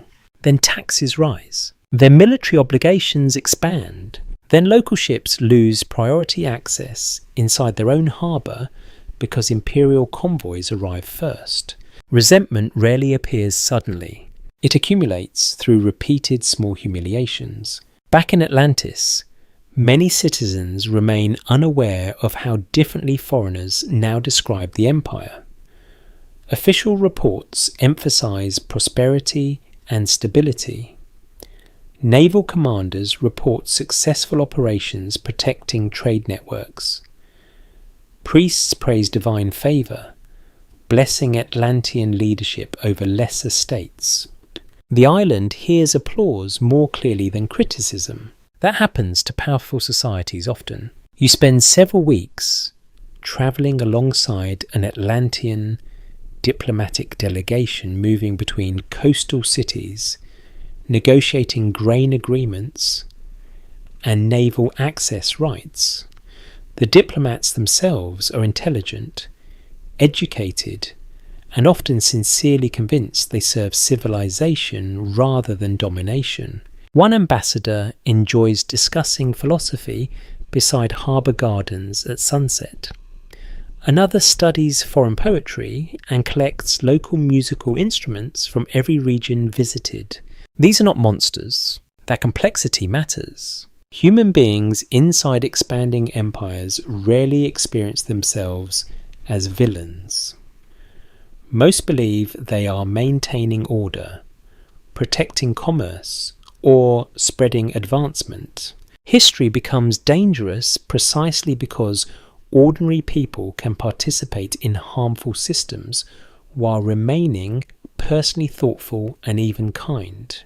Still, cracks continue widening. In one northern port, protests erupt briefly after Atlantean tax collectors seize stored grain during a poor harvest season. The disturbance remains small. No rebellion forms. Local officials restore order quickly, but several people die. Their names never reach the capital. Only statistics travel back through administrative channels. You notice how language changes inside those reports. Starving dockworkers become civil unrest. Dead civilians become necessary enforcement measures. Distance makes suffering easier to organise. Meanwhile, the legend of Atlantis itself grows beyond the empire's direct control. Sailors carry stories from harbour to harbour, exaggerating the island's wealth and military strength until reality and myth blur together completely. Some describe streets lined with gold. Others claim Atlantean priests control storms through rituals performed beneath the sea. A few insist the island's rulers descend literally from gods. Fear enlarges powerful civilizations into fantasy. Yet beneath all exaggeration lies a simpler truth. Atlantis has become too important to ignore. That realization troubles neighbouring societies deeply. Smaller kingdoms begin forming quiet alliances. Rival trading powers discuss defensive cooperation. Philosophers warn against dependence on a single dominant maritime empire. Some warnings sound wise, others sound jealous. History rarely separates those motives cleanly. One winter evening, you stand beside a foreign lighthouse keeper, watching Atlantean warships pass slowly across distant moonlit water. Their lanterns move steadily through darkness like floating stars. The old keeper pulls his cloak tighter against the cold sea wind. They were impressive once, he says softly. He watches the ships a moment longer before answering. Now they are everywhere. That may be the moment Atlantis begins truly changing in the eyes of the world. Not when it grows wealthy, not when it grows powerful, but when its presence becomes unavoidable. Back on the island itself, festivals continue beneath glowing lanterns and music drifting across the canals. Merchants celebrate record profits. Naval commanders receive honours during public ceremonies. Young citizens grow up assuming Atlantean dominance simply reflects the natural order of civilization. Few stop to wonder how quickly admiration can become resentment, or how often great powers mistake silence for loyalty. Far beyond the bright harbours of Atlantis, foreign coastlines lie restless beneath winter storms, while kingdoms large and small begin quietly imagining what the world might look like without the island empire controlling its seas. In the oldest years of Atlantis, religion feels simple. Fishermen leave small offerings beside rough stone shrines before sailing into dangerous waters. Mothers light oil lamps for absent sons serving aboard distant fleets. Farmers whisper prayers for rain while pressing seeds carefully into dark volcanic soil. The gods remain close then, not distant rulers demanding spectacle, but forces woven directly into weather, harvests, tides, illness, and survival. As Atlantis grows wealthy, however, faith changes alongside the empire. Temples become larger, ceremonies become grander. Priests gain political influence powerful enough to rival military commanders and merchant councils. And somewhere beneath the polished rituals, anxiety begins quietly spreading through the sacred heart of the island.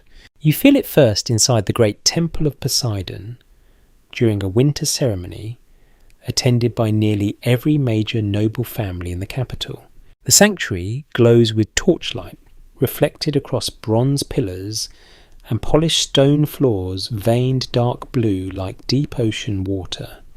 Incense thickens the air until breathing feels slow and dreamlike. Choirs chant in layered voices beneath towering ceilings, while priests process through the hall carrying silver bowls of seawater gathered ceremonially from the outer coast.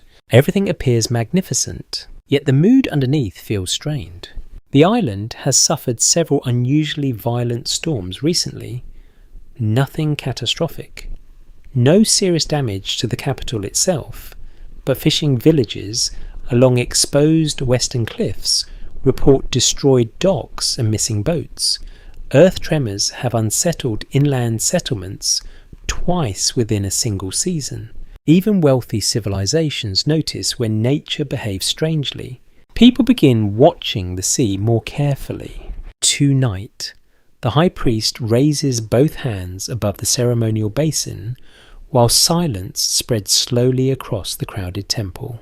Water drips softly from his fingertips. The sea gives, he says. Then after a pause, and the sea remembers. The phrase unsettles people more than they admit publicly. Atlantis depends emotionally on the belief that divine favour protects the island. Priests have spent generations reinforcing the idea that prosperity reflects harmony between the gods and the empire.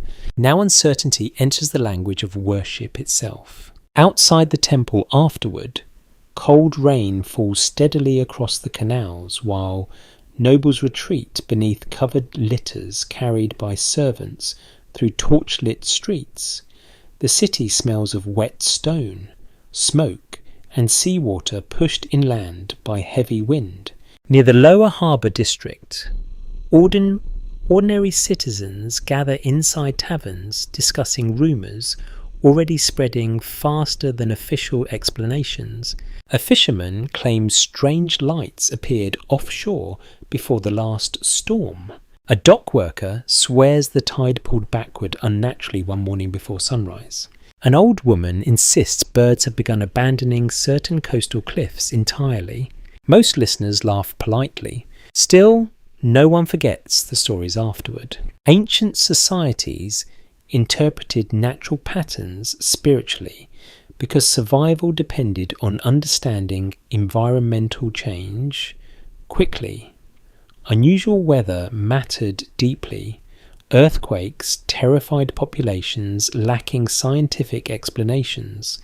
Volcanic activity appeared inseparable from divine anger. And Atlantis rests upon unstable ground, whether its citizens fully acknowledge it or not. The island's volcanic origins never disappear completely. Warm springs bubble unpredictably beneath certain districts. Minor tremors occasionally rattle dishes inside hillside homes. Some coastal caves release sulphurous gas strong enough to drive away animals for days. Earlier generations respected these signs carefully. Later generations grow accustomed to them. That transition becomes dangerous. You travel inland now toward one of the island's oldest sacred sites, where a smaller priesthood maintains rituals far removed from the grandeur of the capital.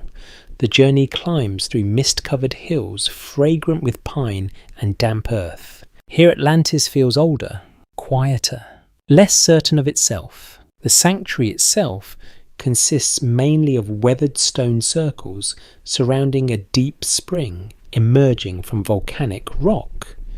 No gold decorates these altars. No musicians perform during ceremonies. Priests wear plain undyed robes stained with mineral water and smoke. One elderly caretaker watches steam rise from the spring in silence before speaking. The island breathes harder now. You ask whether he means earthquakes. He shakes his head slowly. Everything. His answer sounds mystical at first, then strangely practical. Because subtle strain touches many parts of Atlantean life simultaneously now. Harvests fluctuate unpredictably, trade tensions increase abroad, political rivalries deepen inside the palace, storms interrupt shipping schedules more frequently than before. Civilizations often experience decline as accumulation rather than singular disaster. The priests notice this before politicians do, because religion absorbs collective anxiety long before governments admit weakness.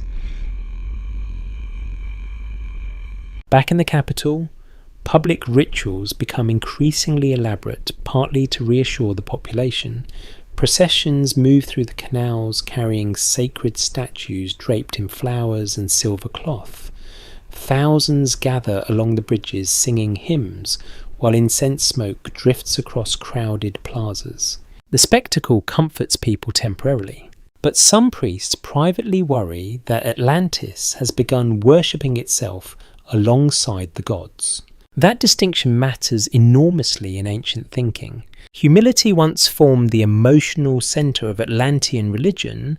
The sea remained sacred because it remained uncontrollable. Human beings prospered only through respect toward forces larger than themselves.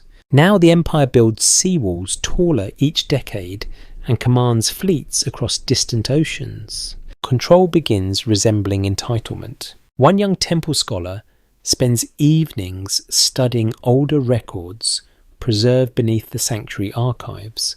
Candle smoke curls above stacks of brittle papyrus, while rain taps softly against underground ventilation shafts. He notices repeated references to earlier disasters nearly forgotten by most citizens. Floods, earthquakes. Entire coastal settlements abandoned generations ago after violent tremors reshaped portions of the island. Atlantis has survived crises before, but memory weakens during prosperous centuries. He shares his concerns cautiously with senior priests. Most dismiss him, not cruelly, simply tired of fear.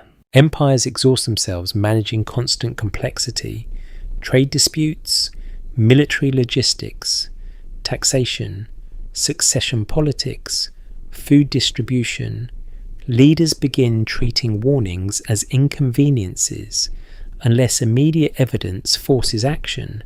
Meanwhile, the sea continues changing subtly around the island. Fishermen complain that currents behave unpredictably near western reefs. Certain beaches erode faster each season, despite engineering efforts. Strange booming sounds echo occasionally beneath harbour districts late at night.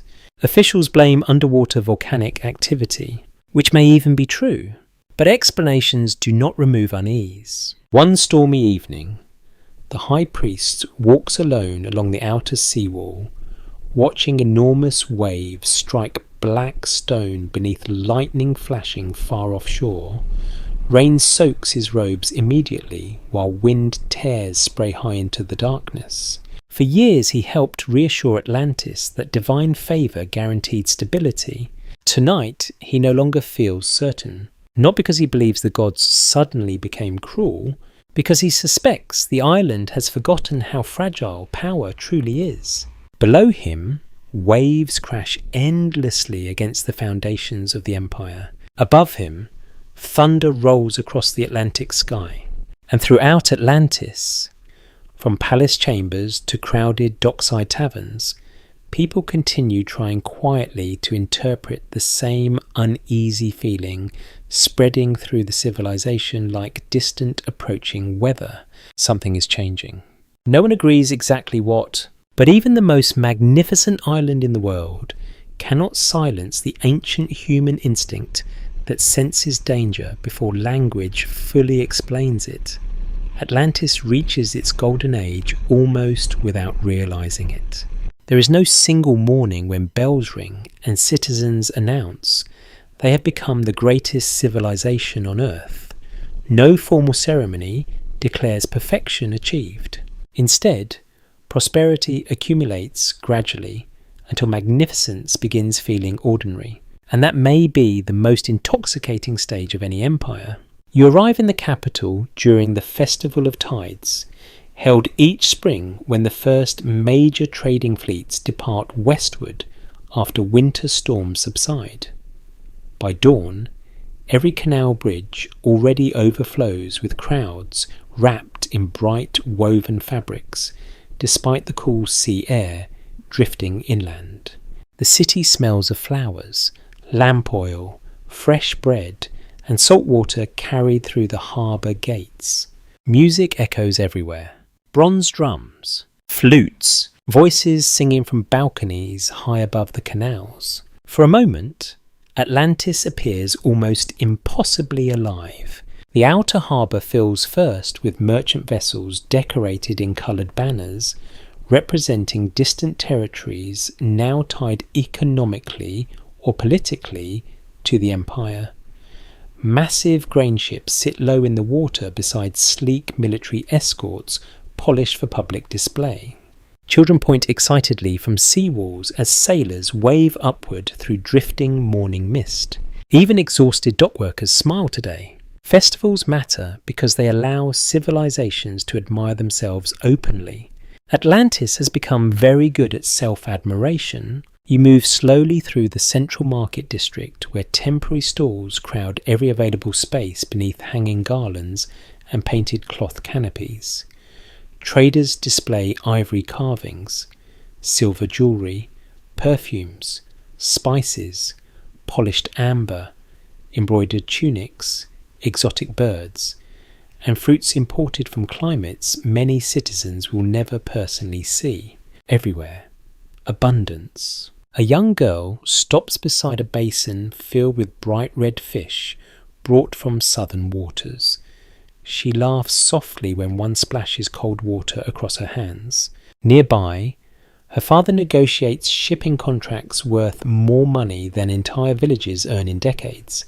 Both moments belong equally to the empire. The architecture itself seems designed to overwhelm the senses during these years.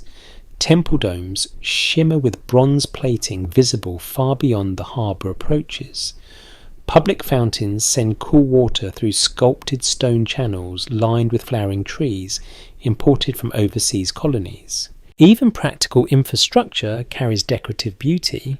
Atlantis wants visitors astonished before conversation even begins. And often they are. Foreign envoys arriving during the festival struggle to hide their reactions as ceremonial processions move through the city centre beneath towering statues of kings, sea gods, and victorious admirals.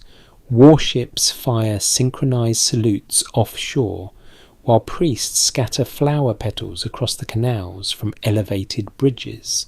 One ambassador from a smaller coastal kingdom watches silently for several minutes before whispering to his translator, "How do you negotiate with a place like this?" His question contains admiration and fear together. That combination surrounds Atlantis constantly now. Inside the royal district, preparations continue for the evening ceremonies, honouring military commanders returning from successful expeditions abroad. Palace servants rush through crowded corridors carrying silver lamps and fresh linens, while musicians rehearse beneath painted ceilings echoing with nervous conversation. The ruling families understand spectacle as political strategy. A civilization appearing invincible discourages resistance. Yet beneath the celebration, human fatigue still exists everywhere if you look carefully enough. A baker pauses briefly against a warm stone wall after working 16 hours preparing festival bread for the crowds. A harbour guard rubs aching knees while maintaining ceremonial posture near the palace gates. A temple singer drinks honey water between performances because incense smoke has nearly ruined her voice. Great civilizations depend on exhausted people pretending not to be tired. Still, the emotional energy of Atlantis during these years feels genuine. Citizens truly believe they inhabit the centre of the world. Their engineers shape coastlines. Their fleets command oceans. Their scholars study astronomy, navigation, mathematics, and architecture with remarkable sophistication. Knowledge flows inward constantly from connected cultures across multiple continents.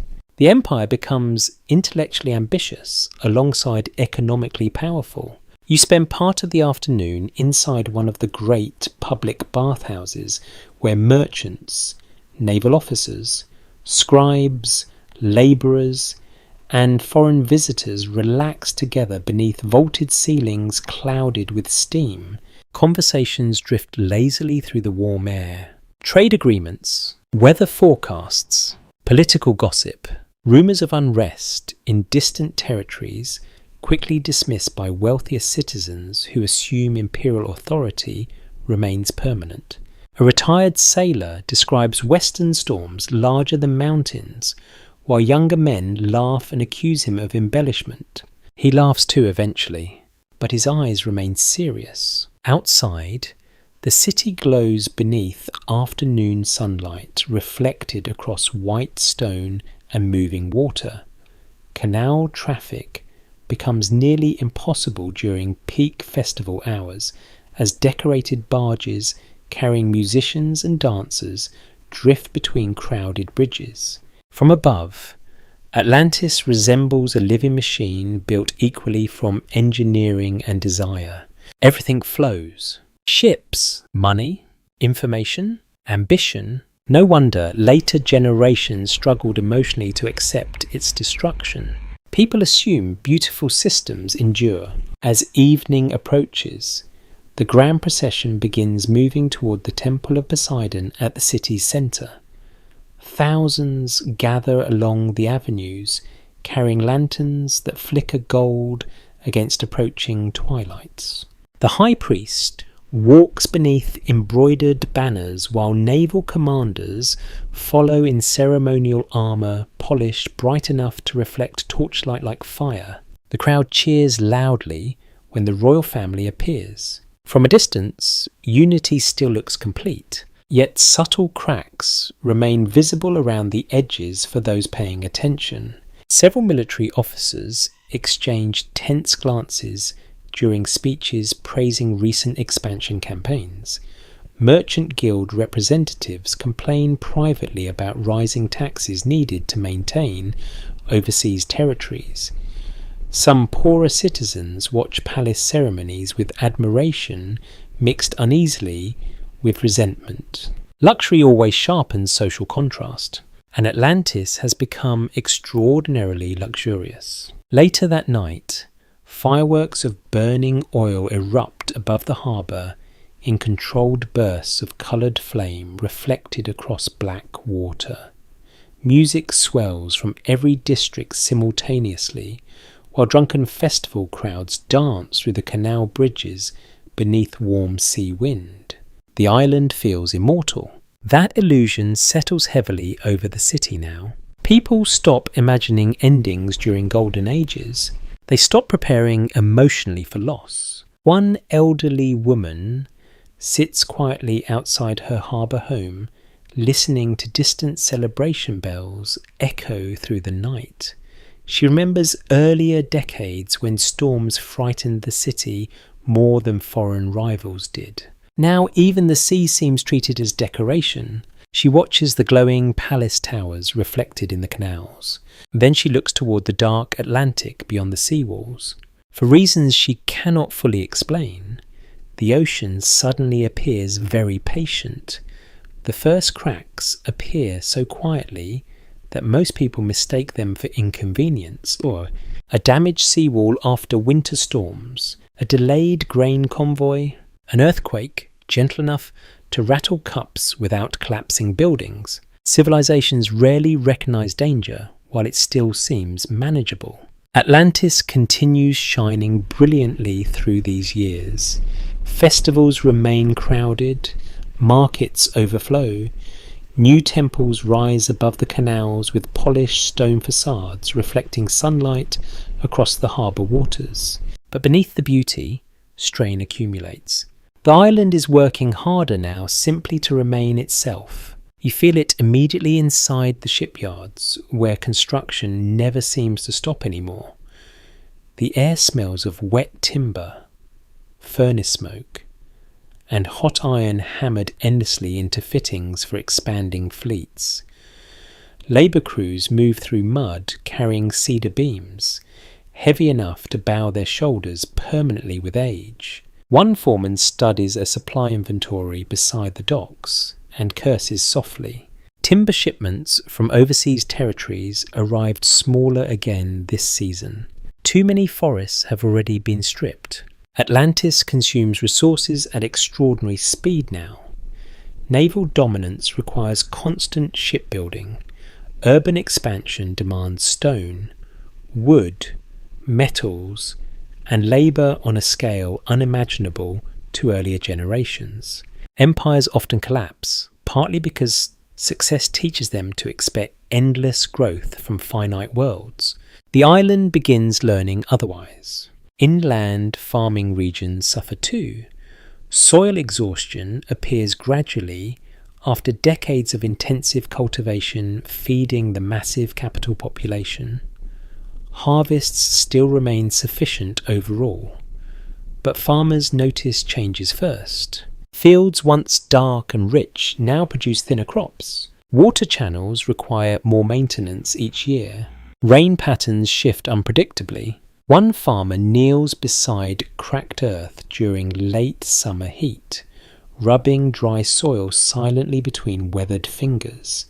His father never worried about water shortages here. Now entire villages argue over irrigation schedules. Still, official reports remain optimistic. Governments dislike acknowledging structural weakness. Back in the capital, administrators solve shortages temporarily through expanded imports and stricter resource management. Grain arrives from distant territories. Timber flows inward from controlled ports abroad. Taxes increase quietly. The system adapts, for now, but adaptation creates new pressures elsewhere. Foreign provinces already resent Atlantean demands. Increased extraction deepens that resentment further. Trade partners become dependencies. Dependencies become liabilities requiring military enforcement. The empire grows larger precisely because maintaining the empire grows more difficult. That cycle traps many civilizations eventually. One autumn evening, a moderate earthquake rolls beneath the capital during supper hour. The tremor lasts only moments, yet the emotional effect lingers much longer. Dishes slide from shelves. Canal water sloshes violently against stone embankments. Temple bells ring accidentally from the movement. Then silence follows. People step into the streets, blinking nervously beneath hanging lanterns, while dogs bark wildly across multiple districts at once. Children cry. Adults laugh too loudly, pretending calm.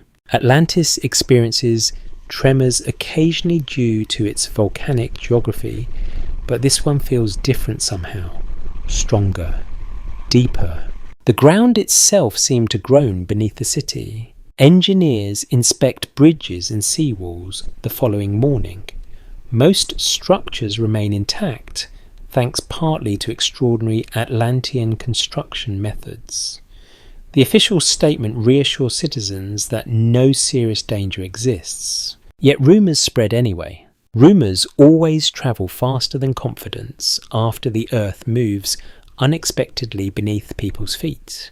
At the Temple of Poseidon, priests debate whether recent natural disturbances reflect divine displeasure or merely ordinary geological activity. Ancient societies rarely separated spiritual meaning from environmental events cleanly. A younger priest argues that the island has grown arrogant.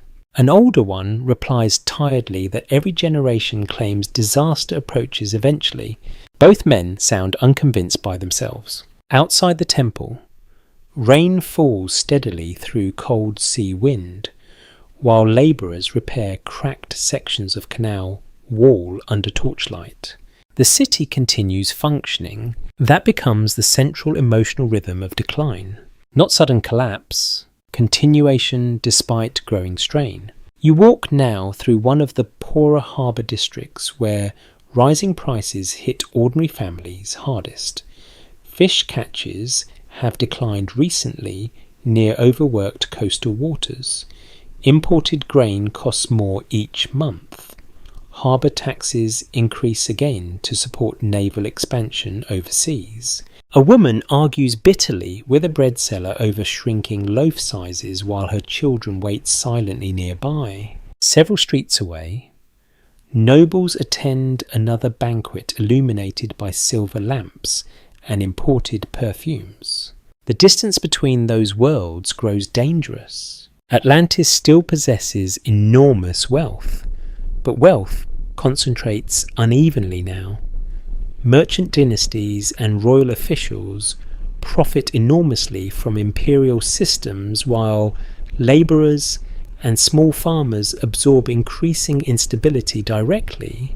Resentment deepens quietly because public criticism remains risky. People complain privately instead.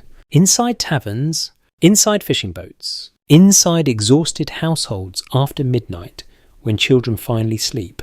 One dock worker describes the empire bluntly while drinking bitter beer beside the western canals. We build ships so rich men can demand more ships. No one disagrees openly. Even military officers begin noticing tension among the population. Recruitment grows slightly more difficult. Provincial uprisings occur more frequently abroad. Piracy increases along overstretched patrol routes despite official claims of control. The sea itself seems harder to govern now. Storms damage merchant convoys repeatedly during a single winter season. Several entire ships vanish west of the Pillars of Heracles without survivors. Fishermen describe strange tidal behaviour near certain coastal cliffs where water suddenly withdraws farther than normal before returning violently. Experienced sailors grow uneasy. That matters. People who spend their lives near oceans develop instincts difficult to explain rationally. One elderly navigator walks the outer seawall during dawn fog, watching unusually large swells strike the harbour defences below. "The sea sounds wrong," he says quietly. Perhaps he means nothing measurable. Yet emotional perception often notices instability before science does. Inside the royal palace, advisors argue increasingly over how to respond to growing pressures. Some advocate reforms and reduced military expansion. Others insist only stronger control can preserve stability. Fear polarizes leadership quickly. The younger prince favours aggressive action abroad to maintain economic flow into the capital.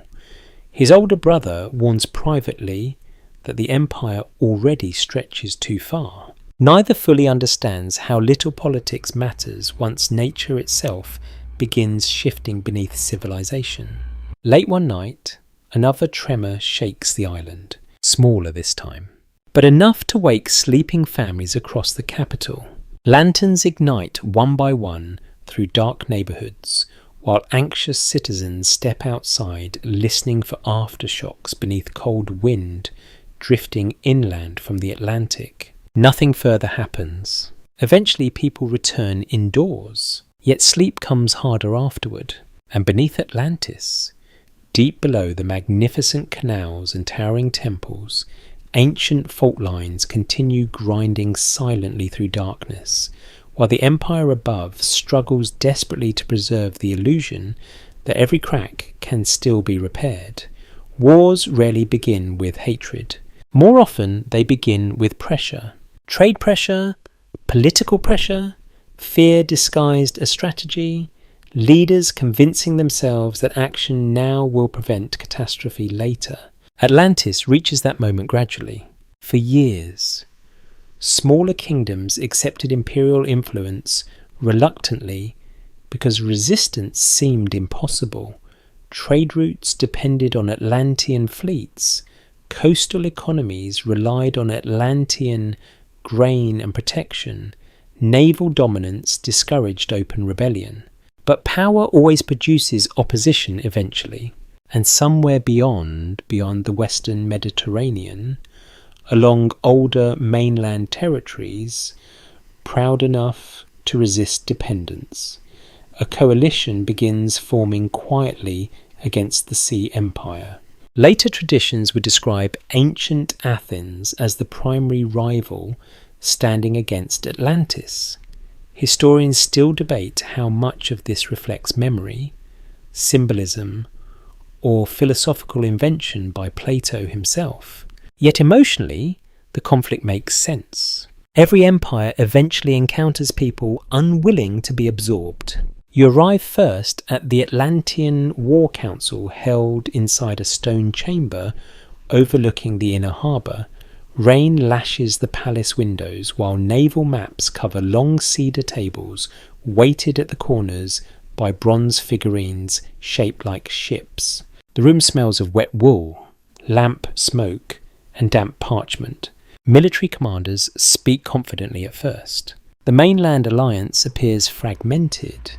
Several coastal cities remain poorly defended.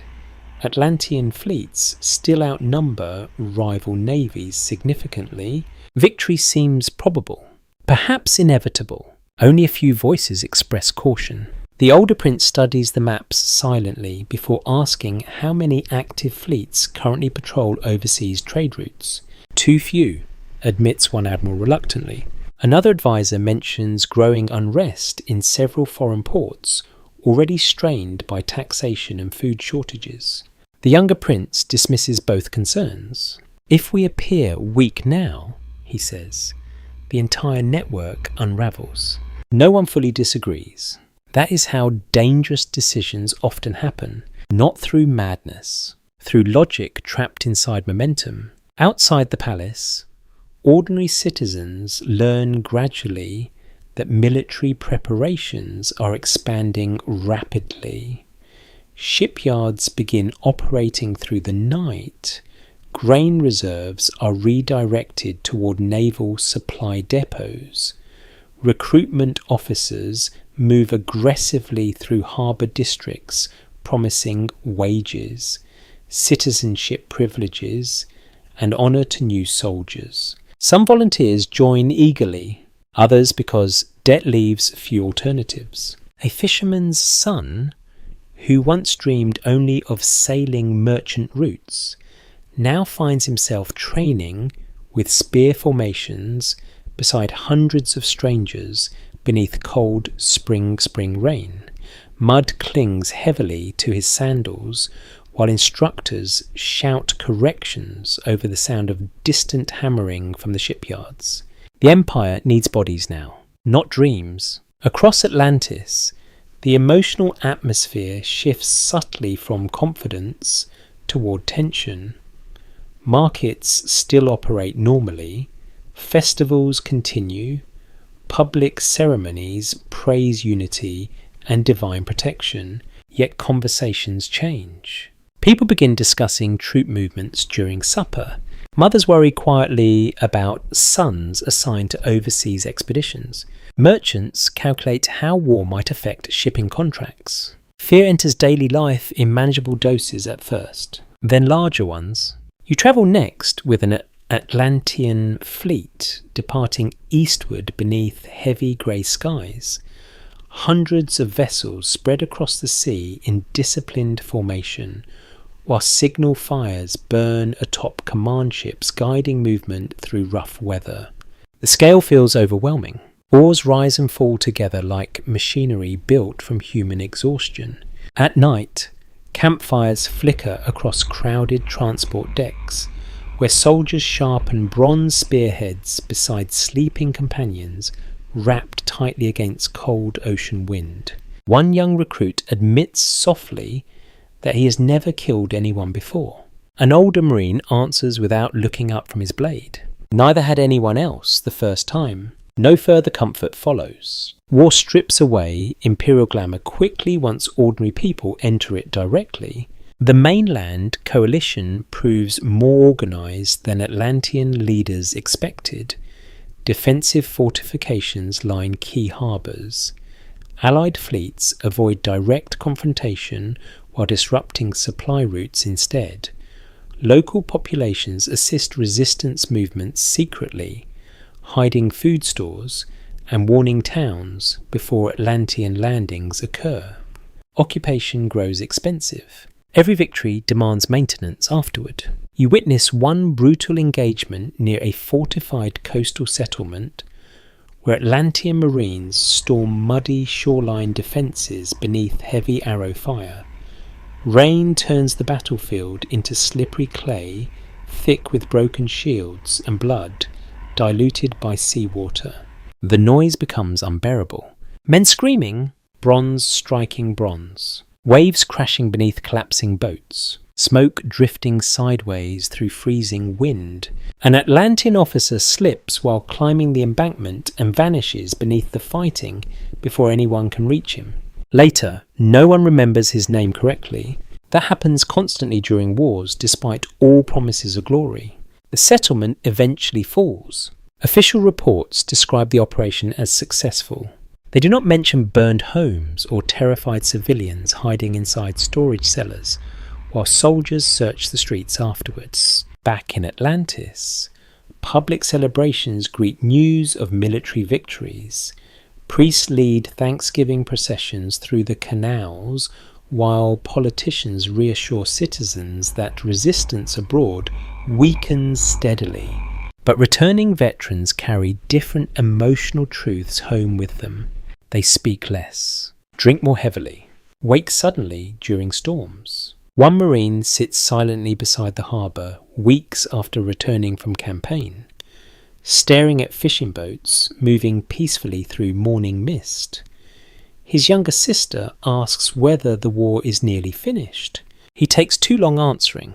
Wars like this don't finish, he says finally. They spread, and spread they do. The conflict drains Atlantis faster each season. Merchant shipping declines as naval escorts redirect toward military operations. Taxes rise again.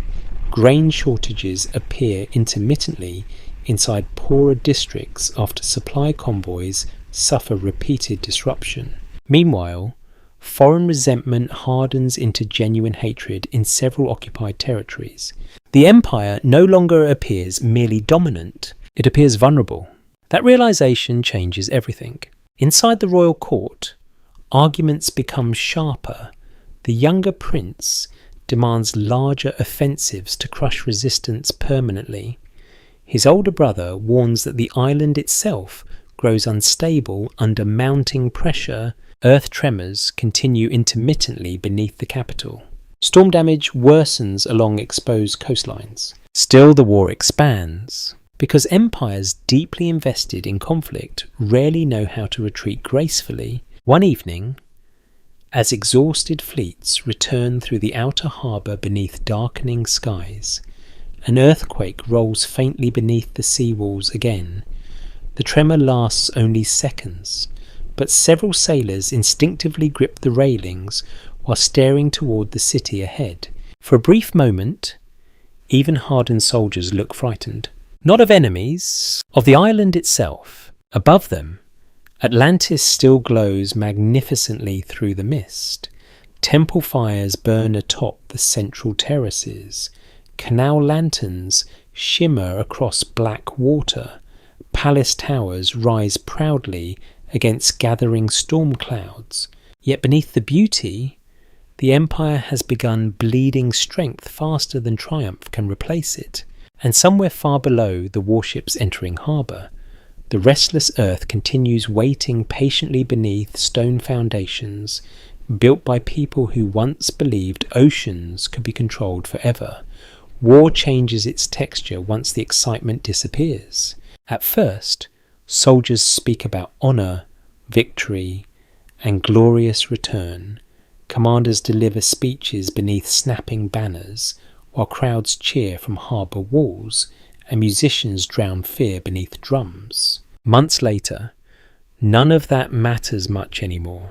Now the war smells mostly of wet leather, smoke, mud, and exhausted bodies sleeping beside sharpened metal. You follow an Atlantean infantry column moving inland through occupied territory during late autumn rain. The road beneath their sandals has dissolved into deep brown sludge, churned constantly by carts, horses, and marching men. Every step pulls at the legs. Armour grows heavier with moisture. No one speaks unless necessary. The Empire still calls these campaigns necessary for stability and security. Perhaps some truly are.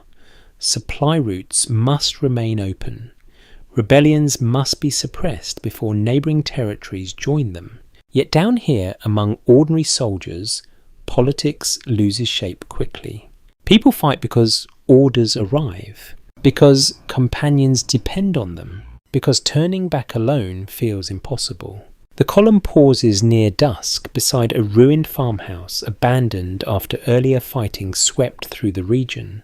Smoke stains blacken the stone walls while rainwater drips steadily through a collapsed roof into puddles scattered across the floor. This becomes shelter for the night. A young marine removes his sandals carefully and stares at bleeding blisters across both feet. Beside him, another soldier wrings rainwater from a wool cloak already too damaged to provide real warmth.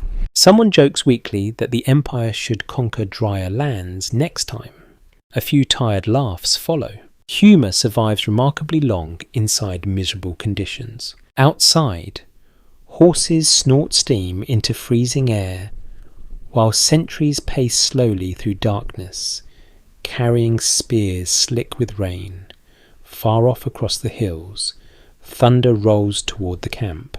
Or perhaps distant fighting. At night, those sounds become difficult to separate. The mainland resistance adapts constantly. Rather than meeting Atlantean forces in open battle, smaller groups attack supply wagons, sabotage roads, poison wells, and disappear into forests or mountain settlements before organised retaliation arrives. The Empire controls cities more easily than countryside. That truth frustrates commanders enormously. Inside one temporary headquarters, established within a captured coastal town, Officers study maps beneath flickering oil lamps while arguing over missing grain shipments and unreliable local guides. A captain slams his fist against the table. We take every harbour and still nothing holds. No one answers immediately because everyone already understands why. Occupation cannot force loyalty forever. Outside the command building, civilians move quietly through narrow streets, avoiding eye contact with patrols whenever possible. Shopkeepers reopen reluctantly because survival requires commerce even during war. Some children watch soldiers from alleyways before disappearing silently when approached. Fear settles over occupied places like weather. Not dramatic, constant. You walk later beside an Atlantean medic treating wounded Marines inside a converted storage warehouse near the shoreline. The air smells sharply of blood, vinegar, seawater, and smoke from nearby furnaces heating surgical tools. A soldier with a deep spear wound bites down on folded cloth while assistants hold his shoulders steady. No anaesthetic exists beyond strong wine and desperate restraint. His screams echo briefly across the room, then stop. The medic wipes exhausted eyes with stained hands before moving immediately toward the next patient. War consumes people methodically, one body after another, and still the machinery continues demanding more. Back in Atlantis, citizens hear mostly about victories. Public announcements describe successful campaigns and restored order. Priests reassure crowds that divine favour remains with the empire despite temporary hardships. But letters returning home tell quieter truths. A sailor writes about friends buried beside foreign rivers after fever spread through crowded camps. A marine describes entire villages abandoned before Atlantean forces arrived, leaving only cold hearths and frightened animals wandering empty streets. Families reading these letters at night begin understanding the war differently than palace officials do. The emotional distance between leadership and ordinary citizens widens further. Winter deepens, campaign conditions worsen. Rain turns roads into rivers of mud, while freezing wind sweeps inland from the sea, carrying salt and sleet through poorly reinforced camps. Food grows scarce in some regions after local harvests fail under constant military disruption. One exhausted soldier dreams repeatedly about warm bread cooling beside his mother's hearth back in Atlantis. He wakes hungry every morning. Nearby, another man quietly sharpens the same bronze knife each evening because routine feels safer than thought. Armies survive psychologically through repetition. March, eat, clean weapons, sleep when possible. Repeat. Yet beneath the exhaustion, doubt spreads slowly among the ranks. Soldiers begin questioning whether the mainland can truly be pacified permanently. Every captured town requires another garrison. Every destroyed resistance group seems replaced by two more. The Sea Empire feels less invincible out here. One stormy evening, a veteran marine stands watch above a temporary harbour camp while massive waves strike the cliffs below. Lightning flashes across black water where Atlantean supply ships struggle against heavy swells offshore. He remembers earlier years serving aboard trade escorts when foreign ports welcomed Atlantean arrivals with admiration. Now most arrivals bring fear or hatred. The change unsettles him more than battle itself. Far away on the island, political pressure intensifies. Casualty numbers rise quietly despite official optimism. Trade profits decline. Earthquakes continue intermittently beneath the capital. Some advisors urge negotiations, while hardliners insist weakness would invite total collapse abroad. No one possesses good options anymore. Empires trapped in prolonged conflict rarely do. The younger prince visits the front during these difficult months, hoping to inspire confidence among the troops. Soldiers cheer dutifully as he rides through the camps in polished armour despite freezing rain soaking the roads. He speaks well, promises reinforcements, promises victory, promises history will remember their sacrifice. After he leaves, one exhausted infantryman watches the royal escort disappear into grey mist. History remembers kings, he mutters. Another soldier beside him stares into the campfire before answering. Only if the kingdom survives. The words linger heavily afterward. That night, the earth trembles again beneath the mainland encampment. Not a major earthquake. Just enough movement to rattle cups and send nervous horses pulling against their restraints. Still, the soldiers fall silent immediately. Even war pauses when the ground itself shifts unexpectedly beneath human feet. Some stare toward the sea, others whisper prayers. And somewhere beyond the storm-dark horizon, Atlantis waits beneath cold winter skies, still magnificent from a distance, though increasingly exhausted beneath the enormous weight of empire, ambition, and a war that now feels impossible either to win completely or escape without consequence. By the third year of war, Atlantis no longer sounds the same at night. The city remains crowded. The canals still glow beneath lantern light. Music still drifts from upper terraces where wealthy families continue hosting feasts beside perfumed gardens and flowing fountains. But underneath the familiar rhythms, something harsher has entered the atmosphere: exhaustion. You hear it in conversations first. People speak more quietly now. Harbour workers gather in tighter circles after shifts, glancing around before criticising taxes or military failures. Merchants complain about disrupted shipping routes while trying carefully not to sound disloyal. Even laughter changes. It arrives shorter, more brittle. The empire still functions magnificently on the surface. Warships continue leaving the docks before dawn. Markets still overflow compared to most cities in the ancient world. Public officials continue promising eventual victory over the mainland resistance. Yet no one fully believes promises anymore. Not completely. Rain falls steadily tonight across the western harbour districts, while tavern windows glow gold through damp sea mist. Inside one crowded room near the canal edge, sailors and labourers drink heavily beside smoky hearth fires, struggling against cold draughts, leaking through warped shutters. Wet cloaks hang from ceiling beams. Dice clatter against wooden tables. Someone coughs constantly in the corner. A returning marine sits alone near the back wall, staring into dark beer, untouched for nearly an hour. His left arm remains stiff from an old spear wound that healed badly after infection. Eventually another sailor asks how conditions are abroad. The marine takes time answering. "They hate us now," he says quietly. No one asks who. Everyone understands. Outside, waves strike the sea walls harder than usual beneath strengthening wind. Harbour bells ring low through the fog, while patrol boats move slowly between the canal gates, carrying shielded lanterns against the rain.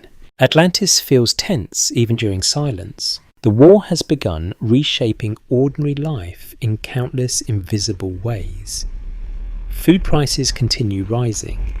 Families ration imported goods once considered common. Naval recruitment now reaches deeper into poorer neighbourhoods, where sons disappear into military service before finishing childhood. A mother waits nightly beside her doorway, listening for messenger footsteps that never come. Another woman receives a sealed letter and cannot open it herself, because trembling hands refuse cooperation. The empire keeps moving while private grief accumulates room by room across the island. Meanwhile, political divisions sharpen dangerously inside the capital. The royal court no longer hides disagreements successfully. Advisors openly blame one another during council sessions. Merchant guilds pressure the throne to restore trade stability, even if territorial concessions become necessary. The younger prince refuses compromise entirely. Retreat invites collapse. He insists during one bitter meeting. The older prince replies with visible fatigue. An endless war invites survival. No answer satisfies anyone. Outside the palace, citizens hear fragments of these arguments through servants, guards, and scribes carrying gossip between districts faster than official decrees ever travel. Confidence weakens.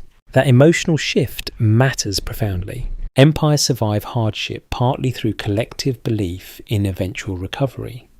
Once populations begin doubting leadership itself, instability spreads through everything else. You walk through the central market the following morning beneath cold grey skies. The atmosphere feels subdued despite crowded streets. Several stalls stand empty where imported goods fail to arrive this season. Fishmongers argue over shrinking catches. Grain sellers watch customers carefully for theft. A child cries after dropping a loaf into muddy water. Her father stares at it helplessly for a moment before kneeling to rinse the bread clean anyway. Nearby, wealthy merchants continue discussing overseas investments beneath covered arcades lined with polished marble. The contrast feels sharper now. Hardship exposes social divisions. Prosperity once softened. Religious anxiety deepens too. Temples overflow during storm seasons as citizens seek reassurance from priests increasingly uncertain themselves. Public rituals become more elaborate, almost desperate in scale. Thousands gather beside the canals carrying candles during nighttime ceremonies meant to calm the sea god's anger, or perhaps calm themselves. The distinction grows unclear. One elderly priest watches the crowd silently from the temple steps, while cold wind extinguishes scattered flames across the water. "We are praying louder," he murmurs to another cleric, but listening less. That sentence lingers long afterward. Far beyond the island, the war continues deteriorating. Atlantean forces hold major ports, but struggle constantly against resistance inland. Supply costs rise catastrophically. Entire convoys disappear during storms or sabotage attacks. Returning veterans bring darker stories each season. Villages burned accidentally during raids. Mass graves after disease outbreaks. Commanders executing deserters publicly to maintain discipline. Ordinary citizens hear these accounts privately, despite official censorship attempts. Atlantis begins losing its moral certainty before losing military control. That transition wounds civilizations deeply. One evening, after several days of heavy rain, a large section of outer seawall collapses near the northern harbour district. No catastrophic flooding follows, but dozens of homes suffer damage as black seawater surges suddenly through lower streets. Workers rush to contain the breach by torchlight while frightened residents carry belongings uphill through knee-deep water. The smell afterward is terrible. Mud, rotting seaweed, broken sewage channels, dead fish scattered across stone roads. Engineers insist the collapse resulted from erosion combined with recent earthquakes, weakening the foundations. Citizens whisper different explanations. Punishment. Omen. Warning. The sea feels closer now, somehow. More present. That night, the younger prince tours the damaged district surrounded by guards and officials carrying lanterns through flooded streets. Residents bow respectfully as he passes, though few appear comforted. A soaked labourer repairing debris mutters after the procession moves on. They walk above the water. Nearby families still shovel mud from their homes with bare hands. Late into the night, Atlantis remains awake beneath storm clouds, gathering offshore. hammering echoes from emergency repair crews along the harbour walls. Temple bells ring intermittently through cold mist, while physicians move between overcrowded districts treating fever outbreaks worsened by contaminated floodwater. The city no longer rests easily. Even silence feels strained. At the palace, the king stands alone beside a high balcony overlooking the dark canals below. Age has hollowed him visibly during these years. His movements slow. His eyes linger too long on distant things. Below him stretches the greatest civilization he has ever known. Brilliant still, powerful still, yet trembling now beneath pressures too many to fully control. Out beyond the harbour gates, lightning flashes across the Atlantic horizon, illuminating towering waves rolling steadily towards the island, while Atlantis listens uneasily through another sleepless night to the sound of water striking stone. The sea begins changing long before Atlantis understands what it means.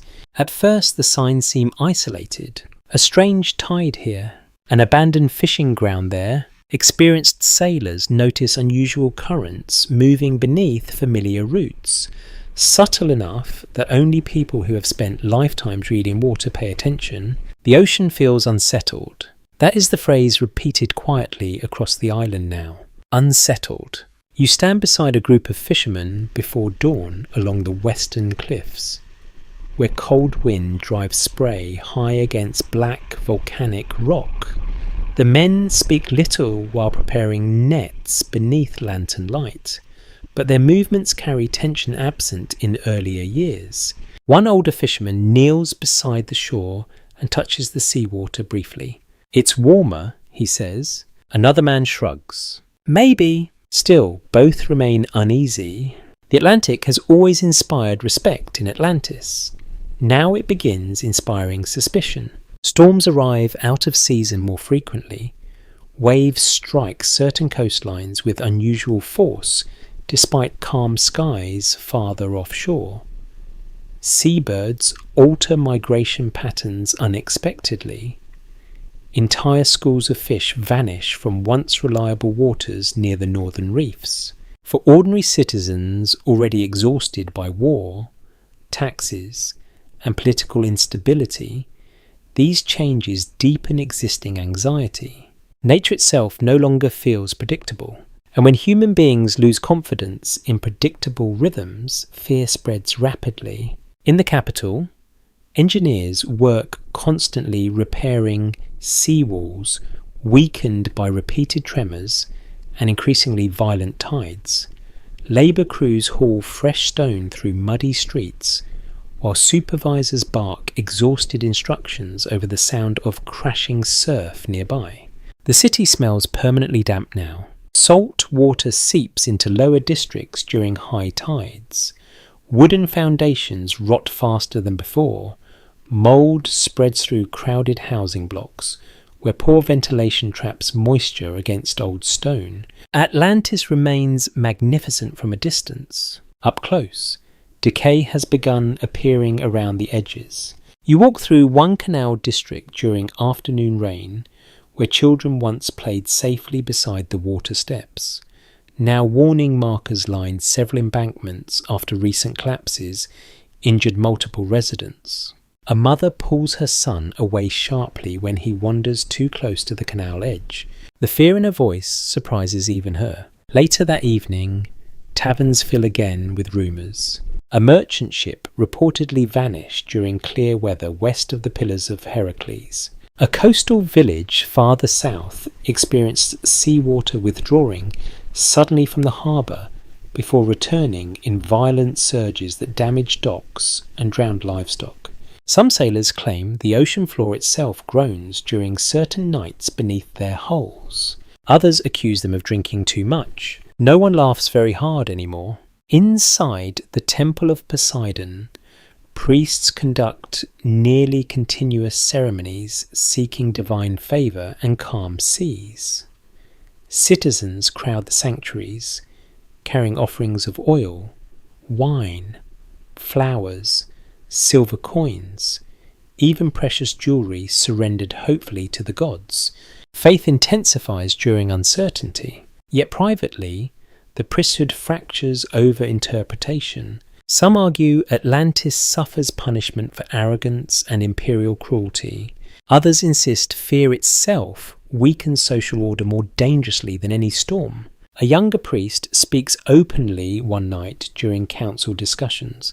"The island is warning us." An older official replies coldly, "The island is stone." Neither fully believes his own answer. Meanwhile, the earthquakes continue. Still moderate, still survivable, but increasingly frequent. One tremor strikes during a crowded market afternoon, sending baskets tumbling from stalls, while frightened citizens stumble into the streets beneath swaying balconies and cracking plaster. The shaking lasts perhaps 15 seconds, long enough. When it stops, silence follows first, then noise, children crying, dogs barking wildly, temple bells ringing accidentally again. A merchant kneels beside broken pottery scattered across wet pavement and suddenly begins laughing uncontrollably from shock. Nearby, another man whispers prayers with both hands pressed against the ground as though expecting movement to return immediately. The emotional atmosphere afterward feels different than earlier tremors. People no longer reassure one another automatically. Too many signs have accumulated. Back at the harbour, naval commanders struggle with worsening operational conditions. Storm damage cripples multiple warships during a single month. Supply convoys arrive delayed or not at all. Sailors increasingly refuse certain Western routes considered cursed by growing superstition.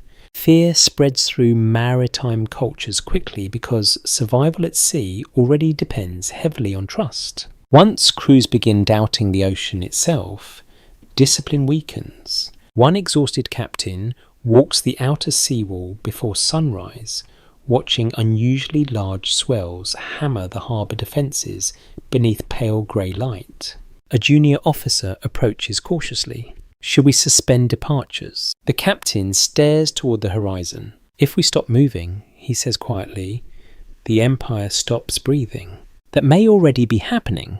Trade declines sharply as foreign ports distance themselves from Atlantean dependence. Several Allied territories openly resist tribute demands for the first time in decades.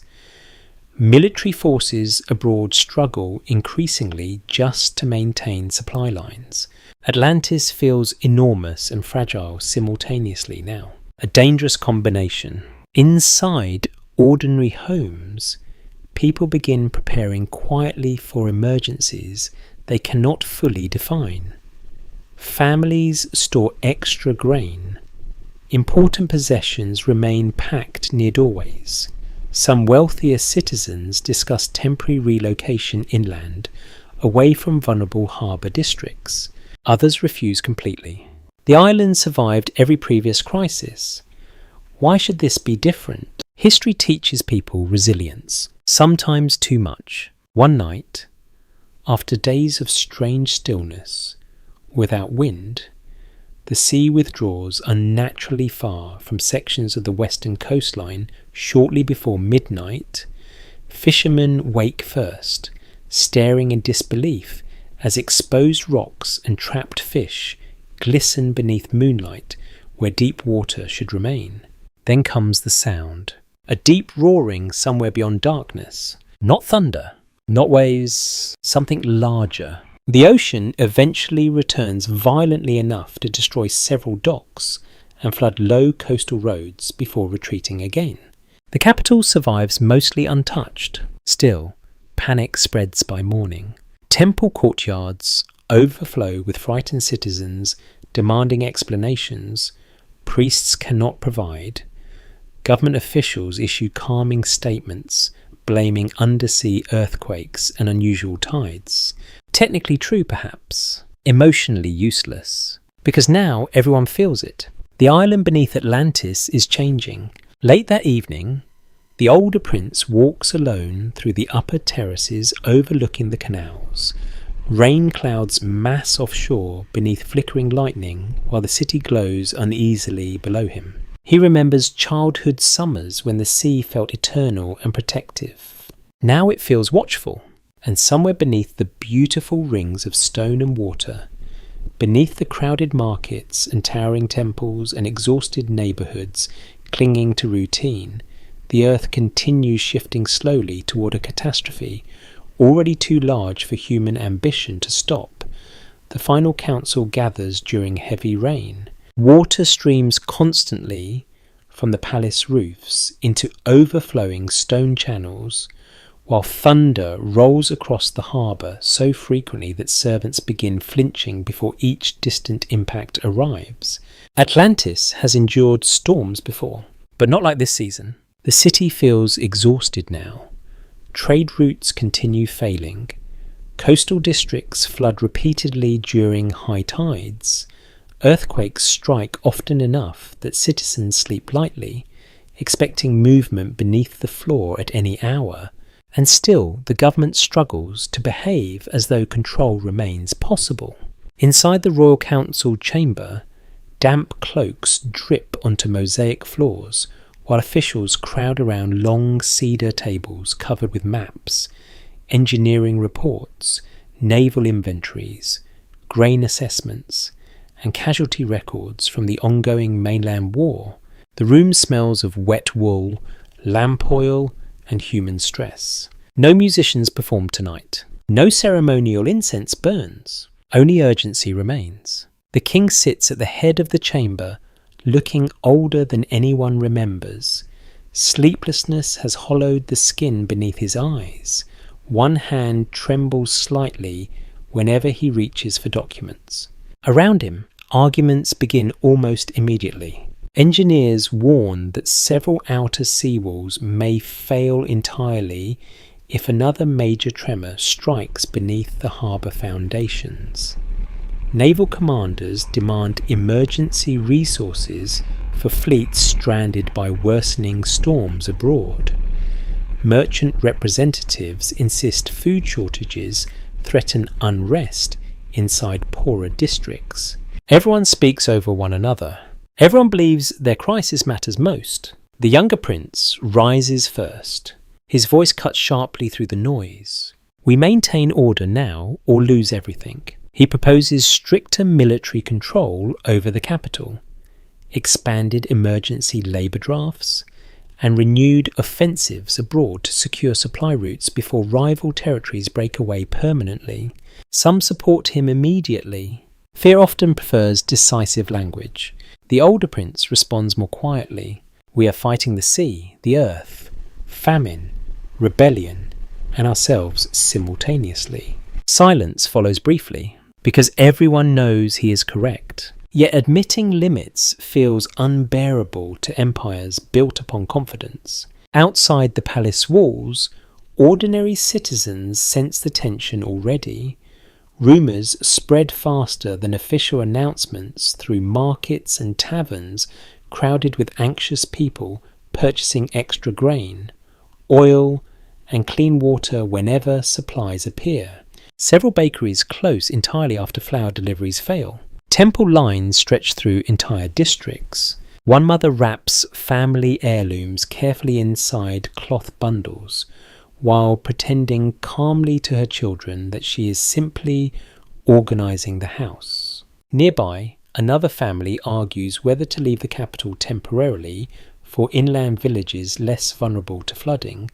The father refuses stubbornly. Atlantis stands, he says, but his voice lacks conviction. Back inside the council chamber, the priests arrive late after conducting emergency rituals at the Temple of Poseidon. Rainwater darkens the hems of their robes, while incense clings heavily to them despite the storm. The high priest speaks carefully. The people are frightened. A military advisor answers bitterly. They should be disciplined. The priest studies him for a moment. Discipline does not stop the ground from moving. No one replies, because by now the earthquakes have become undeniable. Small tremors ripple beneath the city daily, larger ones crack roads, damage bridges, and send terrified crowds rushing into open plazas whenever dishes begin rattling unexpectedly inside their homes. The island no longer feels stable beneath human feet. That changes people psychologically faster than hunger sometimes does. One council engineer unrolls detailed diagrams showing structural weaknesses developing beneath portions of the harbour rings. Certain canal walls shift slightly after each tremor. Underground water systems flood unpredictably. Several older foundations near the outer districts show signs of subsidence. He recommends partial evacuation of vulnerable coastal neighbourhoods immediately. The younger prince slams his palm against the table. Evacuation invites panic. Collapse invites drowning. The engineer replies.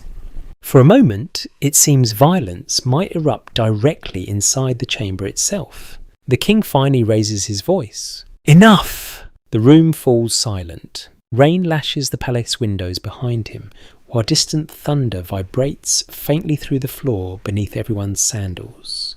When he speaks again, exhaustion replaces authority. How much time do we have? No one answers immediately because no one truly knows.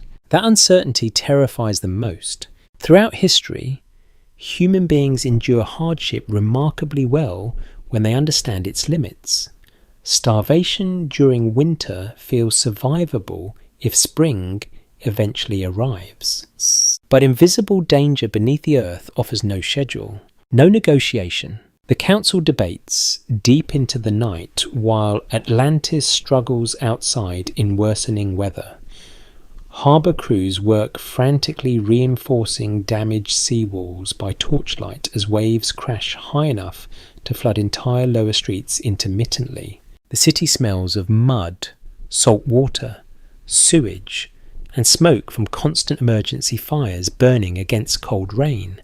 In one overcrowded tavern near the Northern Canal district, citizens drink quietly while listening to another earthquake rumble faintly through the walls. No one even startles anymore.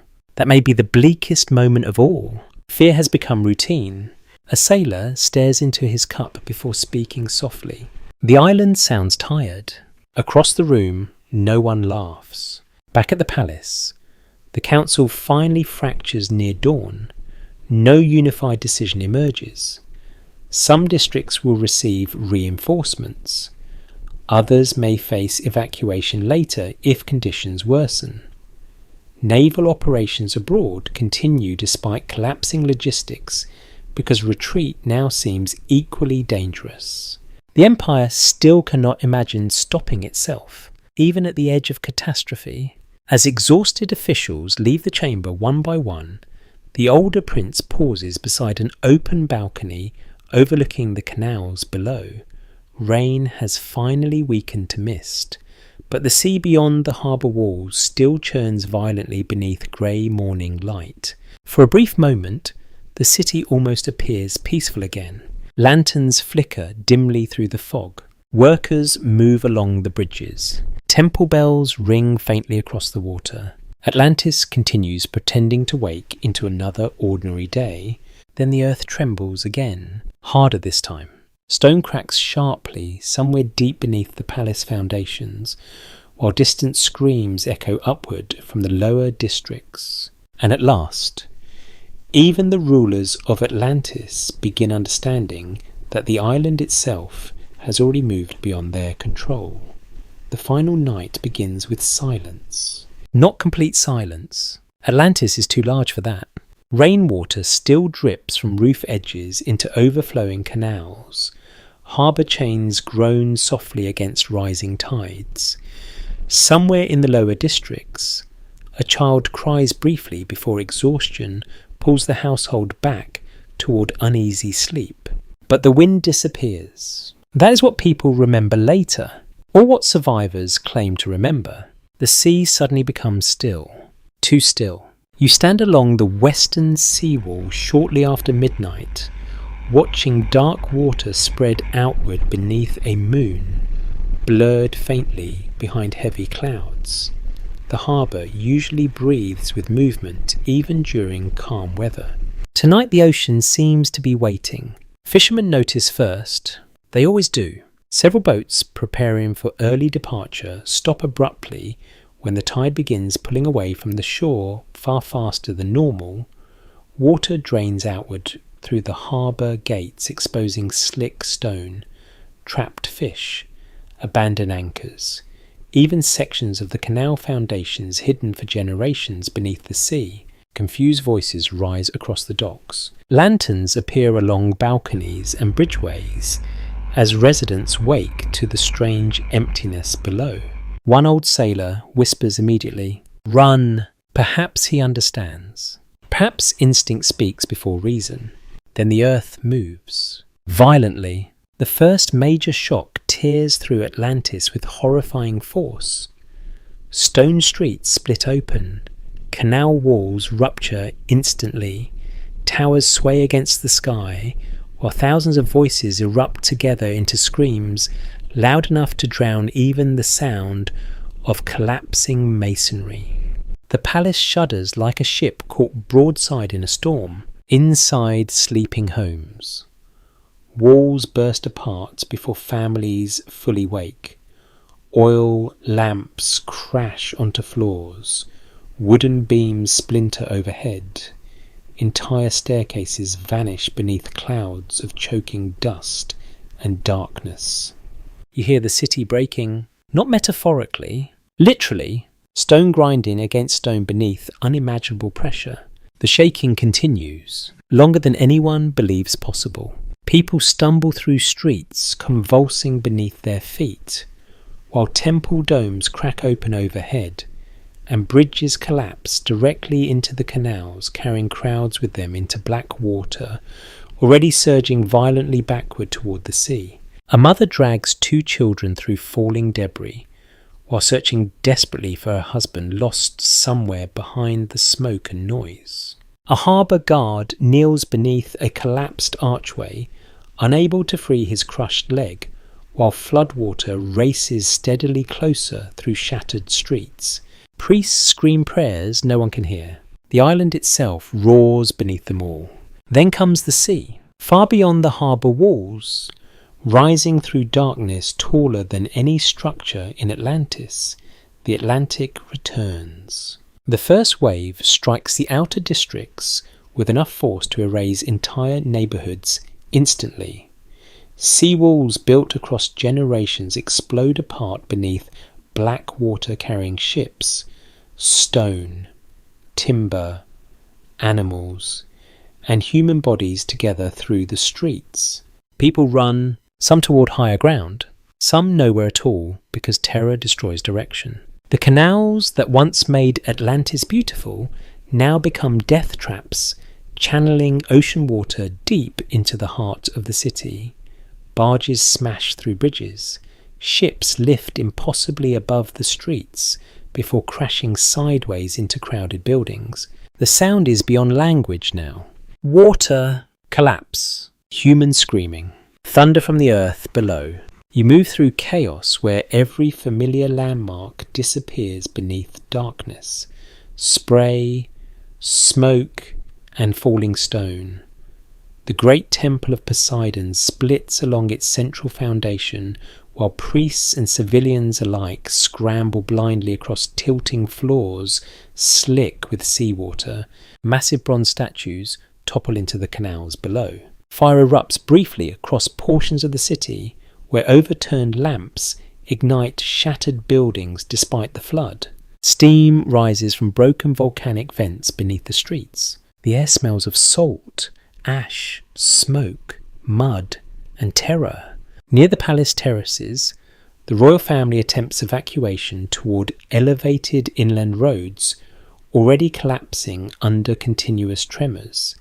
Guards shove through panicked crowds, while nobles stumble through floodwater carrying jewels and documents suddenly stripped of meaning.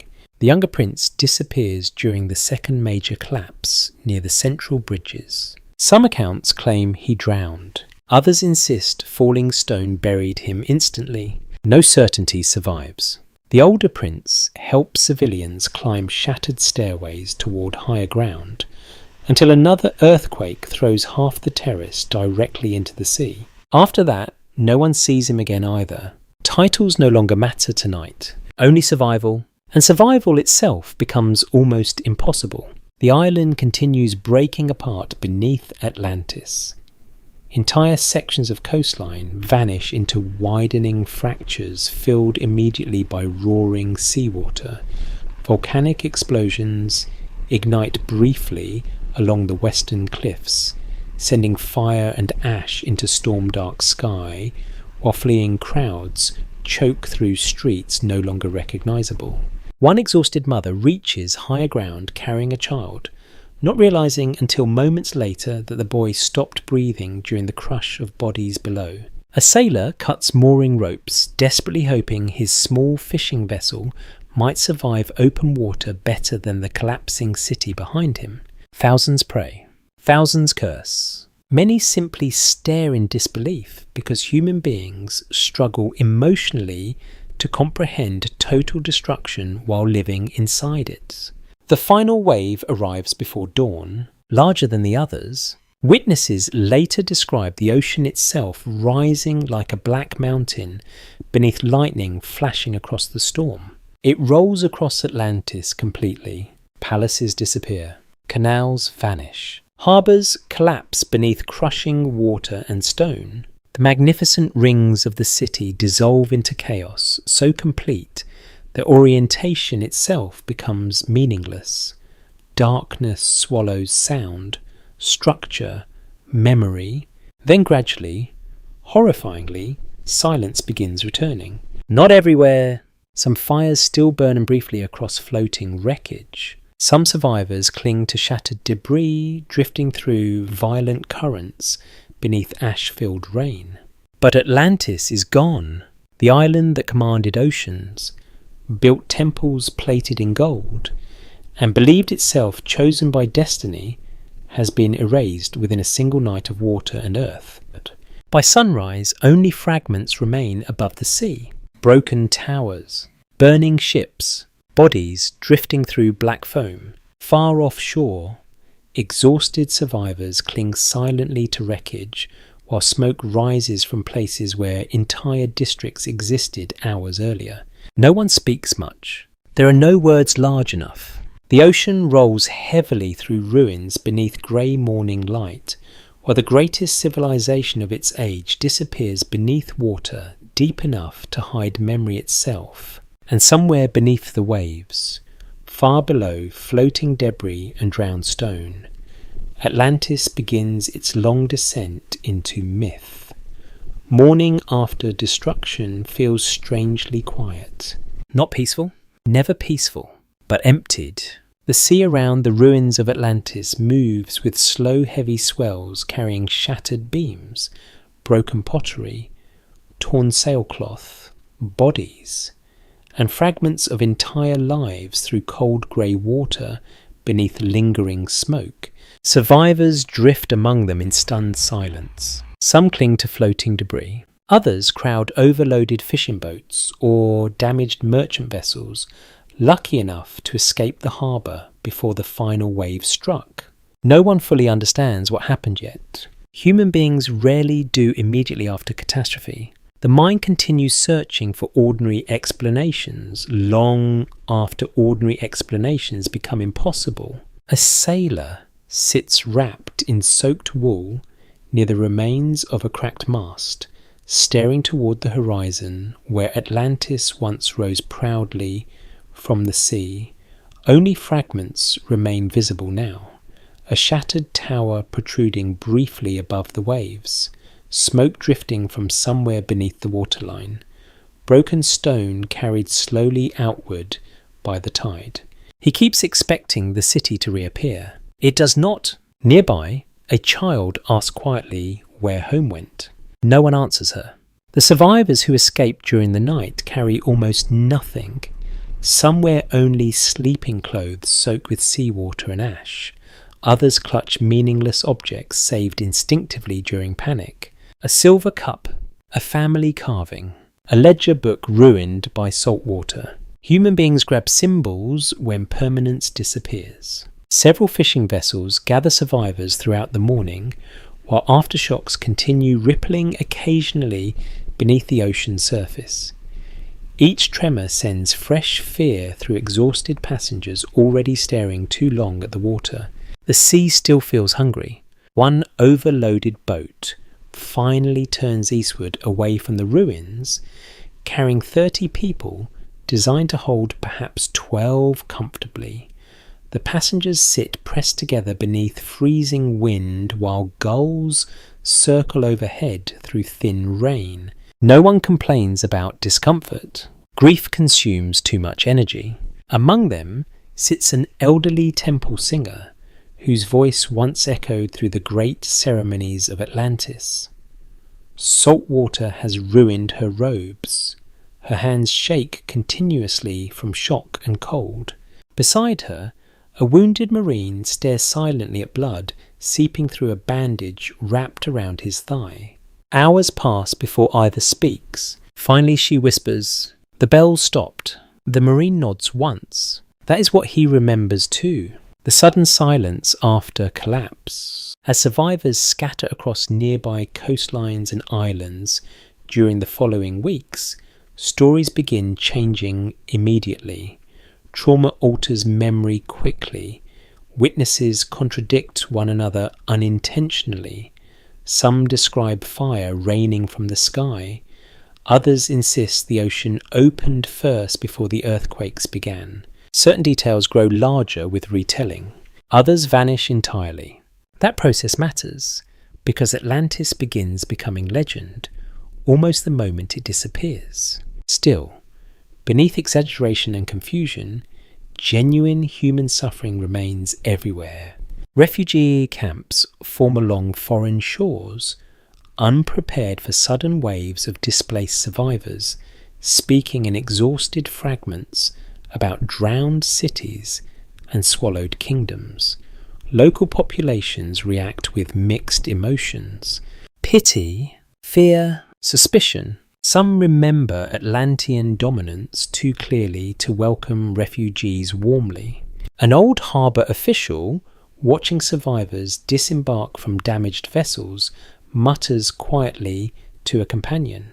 The sea collected its taxes, yet even resentment softens before visible catastrophe. Families separated during evacuation search desperately through arriving boats for familiar faces. Children wander camps calling names into crowds, thick with smoke from cooking fires and funeral pyres. Disease spreads quickly among exhausted populations, lacking shelter and clean water. Civilization disappears faster than most people imagine. A merchant who once managed overseas trade fleets now waits in muddy lines for barley soup beside labourers he previously ignored entirely. A noble woman sleeps beneath rough wool blankets inside crowded storage warehouses, converted into temporary shelters. Disaster rearranges hierarchy brutally. One evening, survivors gather beside a foreign shoreline, watching sunset bleed red across calm water, where the Atlantic stretches westward toward nothing visible anymore. Someone begins describing Atlantis aloud. The canals, the temples, the harbour festivals, the gardens glowing beneath lantern light during summer evenings. Others join quietly, correcting details, adding names, remembering smells and sounds nearly more painful than the destruction itself. Wet cedarwood, sea wind through market cloth, music across the canals at night. The stories become preservation now, memory fighting extinction. Some survivors insist Atlantis deserved punishment for arrogance and imperial cruelty.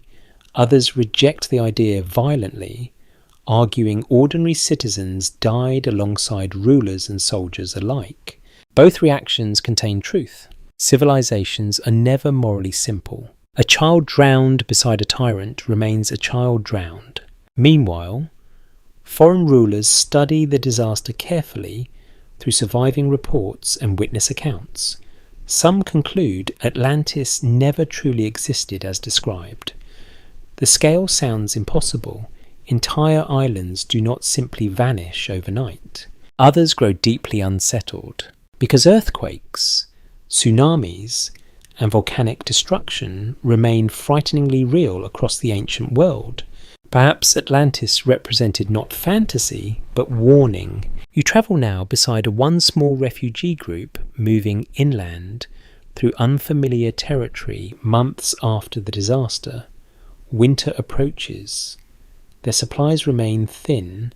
Several older survivors cough constantly from illnesses worsened by exposure and grief. Still they continue. Human beings continue astonishingly often. A former school teacher walks beside children too young to fully remember Atlantis clearly already. To comfort them during cold nights, she describes the island softly beside campfires. Not the war, not the corruption, the beauty, the canals shining beneath moonlight, warm bread from harbour markets, seabirds turning silver at sunrise beyond the western cliffs. The children listen wide-eyed as though hearing fairy tales. Perhaps that transformation has already begun. Reality softening slowly into myth. Years later, survivors settle permanently across scattered regions, carrying fragments of Atlantean culture into foreign societies. Certain engineering techniques survive. Navigation knowledge spreads quietly through maritime traditions.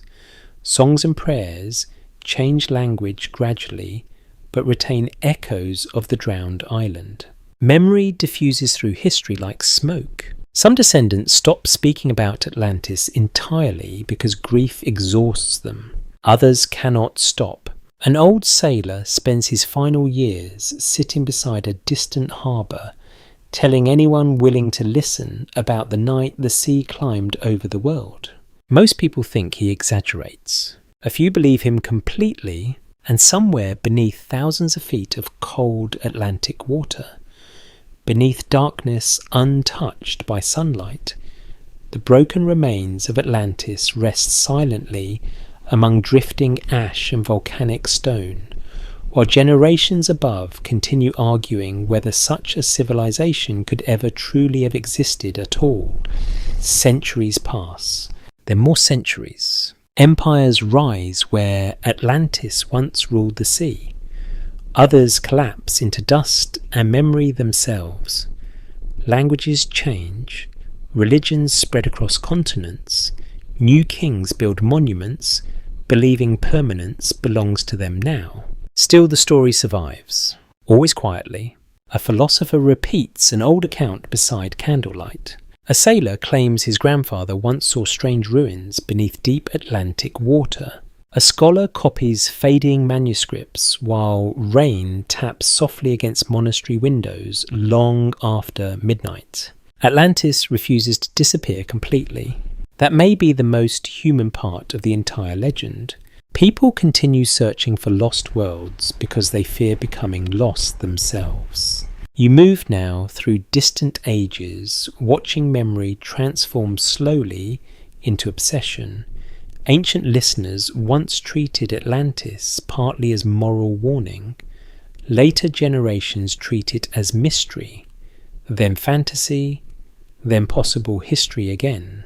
Each era reshapes the island according to its own anxieties. During uncertain times, Atlantis becomes proof that civilization remains fragile. During optimistic ages, it becomes evidence that humanity once achieved greatness beyond modern understanding. The meaning changes, the longing remains. In libraries across the ancient world, fragments of the story survive because scribes choose to preserve them. That decision matters enormously. Most texts vanish forever across history through war, neglect, insects, fire, flood, simple indifference. Yet someone always copies Atlantis again. You can picture one exhausted monk centuries later bending over parchment beside weak winter light, while cold wind pushes smoke sideways through a stone chamber. Outside, kingdoms struggle through famine and invasion. Still he writes carefully. The island, the sea, the destruction, perhaps he senses something emotionally true inside the story, even if factual certainty remains impossible. Elsewhere, sailors continue carrying rumours across oceans growing steadily more mapped, yet never fully understood. Strange underwater rock formations inspire speculation. Volcanic islands erupt suddenly from the sea before collapsing again beneath waves. Nature keeps reminding humanity that the earth remains unfinished. That realization protects the Atlantis legend from dying completely. Modern historians debate endlessly whether any real disaster inspired the story. Some point toward the volcanic destruction of ancient Thera near Crete, where a massive eruption devastated Minoan civilization during the Bronze Age. Others argue Atlantis reflects purely philosophical invention by Plato, who used the tale to explore power, morality, and political decline.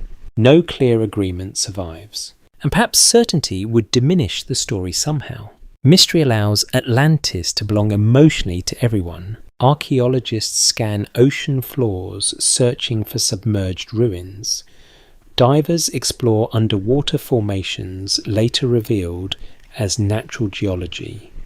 Amateur theorists place Atlantis nearly everywhere imaginable.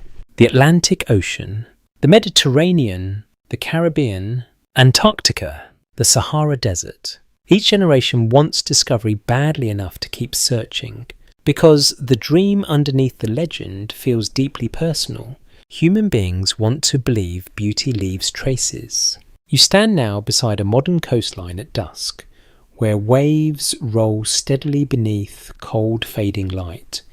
The ocean appears calm tonight, though history teaches how quickly calm water changes. Somewhere beyond the horizon lies unimaginable depth, darkness, pressure, silence older than civilization itself. If ruins of Atlantis exist anywhere below, the sea guards them carefully. Yet perhaps the physical city matters less than the emotional truth preserved through the story. Atlantis reminds humanity that achievement does not guarantee survival. A civilization may possess engineering brilliance, military strength, wealth, art, philosophy, architecture, and still remain vulnerable to arrogance, environmental instability, political exhaustion, and forces larger than human control. The lesson never becomes outdated. Even modern cities glitter beside fragile coastlines vulnerable to rising seas. Earthquakes, storms, and systems strained by ambition. Towers stand where marshland once absorbed floodwater. Nations compete for resources while assuming technological sophistication guarantees safety. Ancient listeners would understand that confidence immediately. They heard the same certainty in Atlantis before the waves came. And yet the story remains strangely comforting too, because Atlantis, despite all its flaws, represented extraordinary human possibility. The island built beauty from volcanic stone and dangerous oceans. It connected distant cultures through trade and navigation. Ordinary people there loved families, feared storms, argued over supper, laughed during festivals, dreamed about tomorrow. They were human before they became legend. That matters. Too often, history reduces vanished civilizations into symbols, while forgetting the individuals who lived ordinary lives inside them. A fisherman repairing nets beside dawn water, a child feeding birds near the canals, a tired labourer watching lantern light reflect across crowded harbour streets after midnight. Those lives disappeared too. And perhaps that quiet human loss explains why Atlantis still haunts the imagination more powerfully than many confirmed historical empires. The island feels mourned. Even now, late at night, people continue listening to the story because somewhere deep inside themselves they recognize the fragile beauty of temporary things. Cities fade, names disappear, monuments collapse. Entire cultures dissolve into fragments, waiting for strangers centuries later to interpret imperfectly.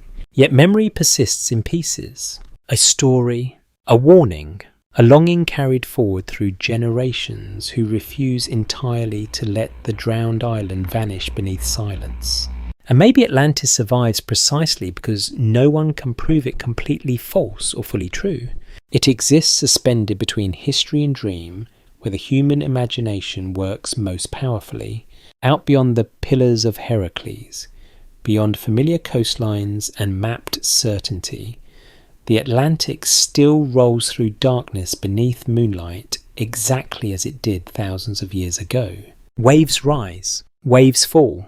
The sea keeps its secrets, and somewhere in that endless water, whether physically or only within memory, Atlantis continues resting beneath the deep.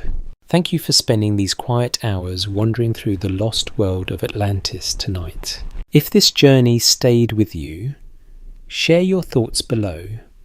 Perhaps tell us what part of the story lingered in your mind the longest, or which lost civilization you would like to drift through together next time. Maybe you listen from a crowded city apartment long after midnight. Maybe from a quiet countryside home where rain taps softly against the windows. Wherever you are, thank you for bringing your imagination here for a little while. History often feels distant during busy daylight hours, but at night, these forgotten worlds become strangely intimate again. Their fears, ambitions, mistakes, and hopes begin sounding very familiar. Until next time, may your evening remain peaceful, your thoughts gentle, and your rest uninterrupted by storms from either sea or memory.